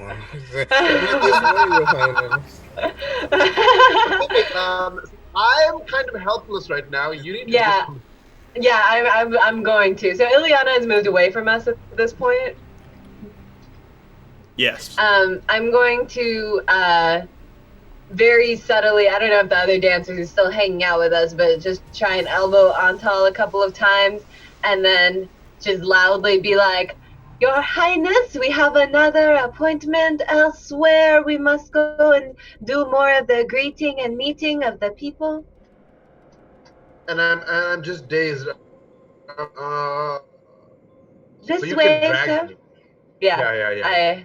May I please touch your royal personage? I will guide you. I do it. I grab you and I drag you out of there. As I'm like walking away, I'm like holding clipboard and like checking the message that Daquan sent and trying to navigate back there. Do I know how to like? Can I splash some water on his face? Maybe I take out some of the holy water and I'm like, wake up, bro. So it'll be some time. The Ileana will let him off the hook, but she must be the one to do that, and he'll have opportunities to resist. It might be one of those things you can help him overcome it over time. You're gonna have him sniff the holy water like smelling salts, just wafting in. Smell this water. It smells like the Pope. You are compelled. Yeah, the garlic from Van Helsing's kid. I just like the idea of you going into Van Helsing's kid and being like, let's shoot him in the leg with a silver bullet, have him eat some garlic, and then down it with holy water. Let's stake his foot. That's bound to work. Yes, stake him. Yeah. All right. And then we'll go and try and follow Daquan. As you go backstage, there is another worker who's far more fidgety than some of the others, who kind of goes past T and slips paper in your hand, then immediately gets out and starts walking off. Do you read the paper? Yes. It says, help me in danger, have information, Isle of Dogs, tomorrow noon, Pier 34. Is that a place? Yes. Okay, cool. It's near the warehouse that you had found earlier. Interesting. How helpless am I right now? What's that? How helpless am I You're right not now? helpless. You're just bothered by the sights of blood. And if Ileana tries to take control over you, she will. Okay, great. So now that I'm not in her presence, I'm not just dazed anymore, right? I can still. No, yeah. And there were many people that were dazed. Great. So I'm. Nice. Do I know that this happened? Something happened to me based on Ileana? Oh, for sure. I would explain it, I think, once we Yeah. got away. Also, it would have been I'm like, very upset. This is what happened. Why do all the spells get cast on me? By the way, notice, like I'm the target of all the sorcery. But like Antal is really upset. He's scared because again he's thinking of rats. Can I shrink Antal during this time and just be like, I'm here to listen with compassion and with no judgment. Mission's over. Yeah. Yeah, I try and pull myself together and I nod like you have something to do. Great. What is the thing? Daquan needs backup. Okay, great. Yes. You would find out through Harvey Cole that Daquan's headed downstairs. Daquan, as you get downstairs... Oh, sorry. Can I strip off my royal robes? Yes. What are you wearing? Nothing. I'm wearing my suit underneath. You were wearing a full suit with royal robes on top. You It's the only way to do it. it. To shed your disguise. I'm we're like- both masters of disguise. We know this. And this is like a montage moment where I flash back to an afternoon of Antal just like yelling at me and berating me for not finding him this royal costume, and then he just like yeets it on the floor. That is great. That is wonderful. Good. And I just nod and smile and follow. So, downstairs, there is a single light. There is an elderly woman who, you see this Daquan as you sort of come to the top of the stairs. They don't really notice you there. She has a long bench, and there's like 6 dancers on it. There are 2 men standing by the wall. They have 9mm pistols as the others did at the warehouse, and the elderly woman is going. She's calling young woman to young woman up and is drawing blood from each one. I think as I go in, I don't. As I'm with Chicken Little, I go in front and I don't make attempts to be quiet. I'm like walking down loudly, and I clear my throat a few times. And as I get to the few steps below, I just say, "What was her name?" Out of character, because I really don't remember. Olga Lupin? Olga Lupin. The werewolf, I'm guessing. I just say, Miss Lupin, I presume. Pleasure to meet you. Hey, we got some raiders in chat as well. Thank you, raiders. Hey, Thank you for the hello. raid.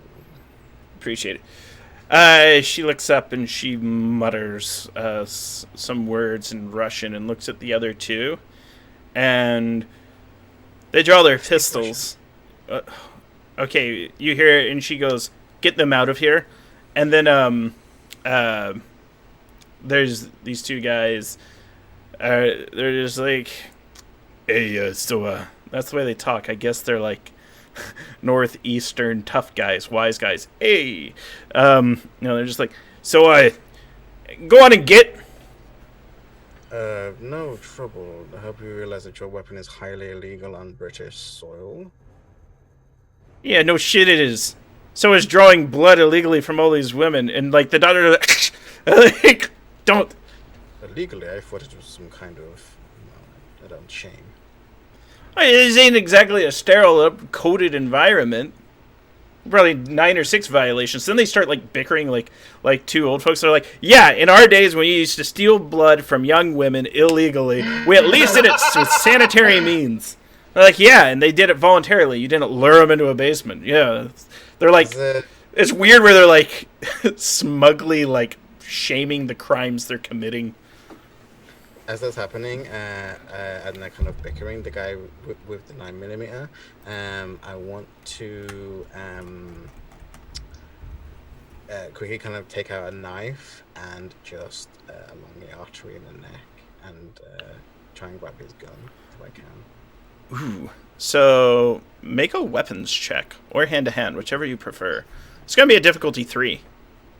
Okay, I'm gonna spend 2 points and weapon. Oh shit, I didn't need it. That's, Yep, you got him. It's a 7. Yeah, you got a 7, so you I as they're bickering, I just kind of put a knife to his throat, grab his hand, the gun on it, and just point it to the other person with the gun. So he drops his. He's like, he looks at Lupin and he's like, "You're up Schitt's Creek. This is a badass. We got a badass over here."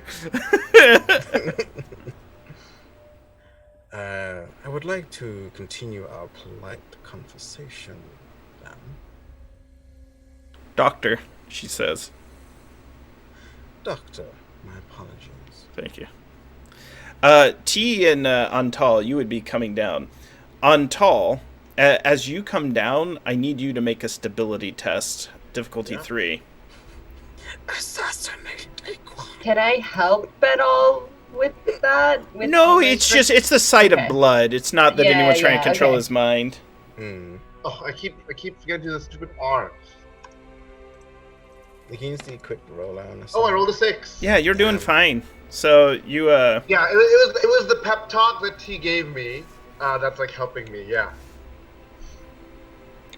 4 damage on Tall. Oh, I'm treating this character worse than any character I've played. To be fair, it's not your fault. So The rats. the doctor looks at Daquan and says, "You have no idea what you're dealing with here, and if I don't keep the supply flowing to her, the havoc she will wreak upon this nation." Who is her? Which wife? Oh. She speaks the name Ileana Dragoi, bride of Dracula. Yeah. Noting this down. Oh wow, and she's brainwashing me. Great. And with that, I think as she reveals Ileana Dragoi, bride of Dracula, we're going to cut to black on that note so we can continue the second part of this opera mystery scandal and kick it into high gear when Jess gets back as well. Nice. Yeah. I got the tickets! My notes here is Ileana Dragoi, and it started with, okay, prima donna of the ballet Strigoi, cool. And then it moves on to say, definitely a vampire. And then I just added, oh, also bride of Dracula. What a character development. Also, look at, okay, so we have faced Renfield's sorcerers, mutant vampire blood pumped soldiers, mutant giant Bigfoot sort of people. Yeah. And now we're facing a bride of Dracula. Also a bunch of nerds. Bunch of art nerds. Yeah, Margot's going to show up with Jisoo later, like, I heard your dates didn't show up. Yeah, they screwed me over. Well, let's go say hi. And then they show up with Uzis to save you.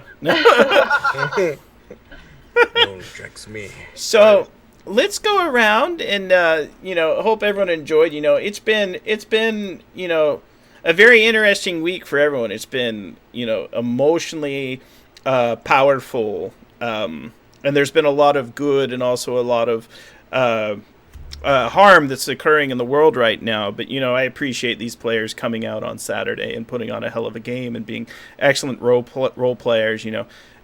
Check the archives for Pro's solo session, diving into Daquan's backstory when it gets posted to YouTube or in our Twitch archives by checking out the videos. As well as if you are just catching up on the series, we have the entire run of the show as well as our prep sessions. Every now and then players come on to talk about their characters and clues they want to pursue as well as questions they want answered. But do check it out on YouTube, and I'm very grateful for the players coming out. So with that, let's go around and let everyone know how we enjoyed today's session, where we can find each other online. And we're going to go in reverse order. So we'll go Pro, Sharong, and then Lily. Yeah, no, super good game. We got to be princes and ballet. We got to do ballet and go to Westminster and forge a government letter. Got to do all the good spy stuff. So it was super fun. You having me as always. So it was good to play Daquan with this amazing cast. I am Pro Restarter. You can catch me on Twitch, Twitter, YouTube, and Instagram, all over the same place with the name. And I also have a Patreon. That is patreon.com/. Shadow of the Demon Lord. I'll put a link in chat now with a full POC LGBTQ plus cast, and we explore D&D Tal'Dorei world using that system, Shadow of the Demon Lord. It's a great system.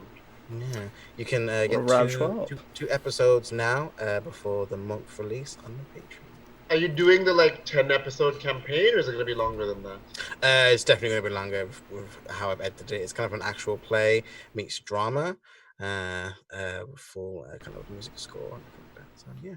Do check it out. I've listened to the first 2 episodes, and what I really like is there's an emphasis on the drama as well, and I think you capture the heart of what the designer was going for, in the sort of final edited deliverable. Sharong, award-winning game designer. I'm Sharong Biswas, a game designer, writer, and artist in New York. You can find me on Sharong Biswas on Twitter, and some of my games, some of the ones that have won awards, are on itch under Astrolingus. That'll be linked to my website, which is linked to my Twitter, so you'll be able to find everything. But also, I want to shout out to the book I'm co-editing with Lucian Khan. Right now, that's also going to be published by Pelgrane coming this summer, so soon. It is Honey and Hot Wax, an anthology of erotic art games. It's about role-playing games and LARPs about sex. LARPs are also role-playing games, but I don't know why I said and, but you know what I mean. So do check that out. And I really enjoyed today's session. I really, really miss going clubbing. I really like going clubbing, so it was nice to you guys could probably tell I was getting very excited in that scene, describing a lot, because I really miss going clubbing. I really miss being next to a person. Let's say I have not been next to a person except the grocery store clerk since for the last 3.5 months. So so I really enjoyed that, and as usual, I really enjoy how the sessions are really balanced in terms of we do some chatty stuff, we do some snoopy stuff, by snooping, not like the dog. We do some whatever clubbing stuff, and then vampires attack us or whatever. And it was less action, so no hand to hand, but it was still a oh no, vampires attack moment at the end, sidekick dance attack. Gives a new meaning to the word dance battle. That was really cool. Well, as always, appreciate you and everything you're doing, both in and outside of your work with Pelgrane Press, who is a sponsor of this show. I've dropped some links in chat. Do check it out, and if you're interested in getting a discount, here is a voucher code for 20% off that's good till August 31st.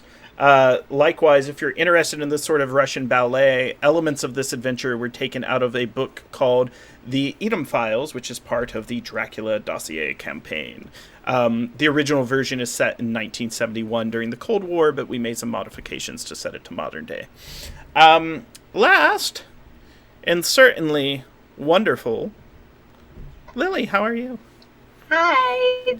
It's been a week, but that was a much needed game. That was my first bad game after being off this week. So super awesome to play with this cast. I love playing with all of the people. Yeah, it's just the silliness combined with the epicness is always a great time. And vampires also terrifying, and just finding out everybody's a vampire. As soon as anyone is remotely cool or powerful, they're a vampire. So shucks. Yeah, you can find me on the internet. I'm on Twitter, Instagram, and Twitch at Lily Sparks with an X. And yeah, you can follow me if you want. I do stuff. I do a lot of streams and stuff, but mostly just come here and watch me be T, a silly club owner, following around a bunch of cool spies. And I really appreciated the Daquan and T moment today, because I felt like they had the furthest gap of interaction and understanding. T just constantly being silly, and then Daquan being Well, so yeah, great times. certainly we appreciate the energy and enthusiasm you bring and overcoming great technical difficulties to get here this game and steadfastness. And definitely follow all of our cast members online, including Jess. Jess couldn't be here. Jess is off fighting the good fight today. As for me, my name's Grant Ellis, and I'm an independent content creator for tabletop role-playing games. I've shipped about 14 different tabletop games. The current one is we've done 76,000 of 125,000 words. Follow me on Twitter at WisePapaGrant to learn more about that project. I also do a actual play podcast called The Fairest of the Seasons, which is a Good Society actual play. We are getting close to the end of that actual play, but I'm very proud of that game. I've put all my production know-how into it. I'm also the broadcast producer for Posea's Follies on Gilding Light. You can always catch me here as WebDM's Twitch producer. Before we go today, we'll leave with the intro. Can I give another shout out? What's that? Can I give another shout out slash 100% you can give a shout out. Yeah, I do want to say, if you don't know, Sub Q Magazine, which is a small magazine of interactive fiction, they just released their penultimate issue because the next issue is going to be their final issue. They've been running for 5 years. They just released a statement about why and everything, but they're still going to remain online. And I've been involved with them for a little bit. I've done one story, then a column, and then I just published my last of my 3-part story on them. But everyone, if you're into the interactive fiction, like choice-based fiction or parser fiction, you should check them out because they were really great. I think it'd be really cool if they see a lot of traffic right before they close, because they were a really great magazine that supported indie game designers who make interactive fiction, and they had big name people there, like Anthropy and people like that, but they also had small name people there, like me. So do check it out if you can, and I have some work on there if you like my stuff. So Sharang, there's no small names, only small social media followings. Sorry. That's all I had. All right. So we're going to leave with the intro, then stay afterwards. We're going to raid Jess Go. Jess is part of a large itch.io bundle, and is a good friend and has guest starred on this show, Nice Black Agents. So, au revoir. Have an excellent one. Goodbye.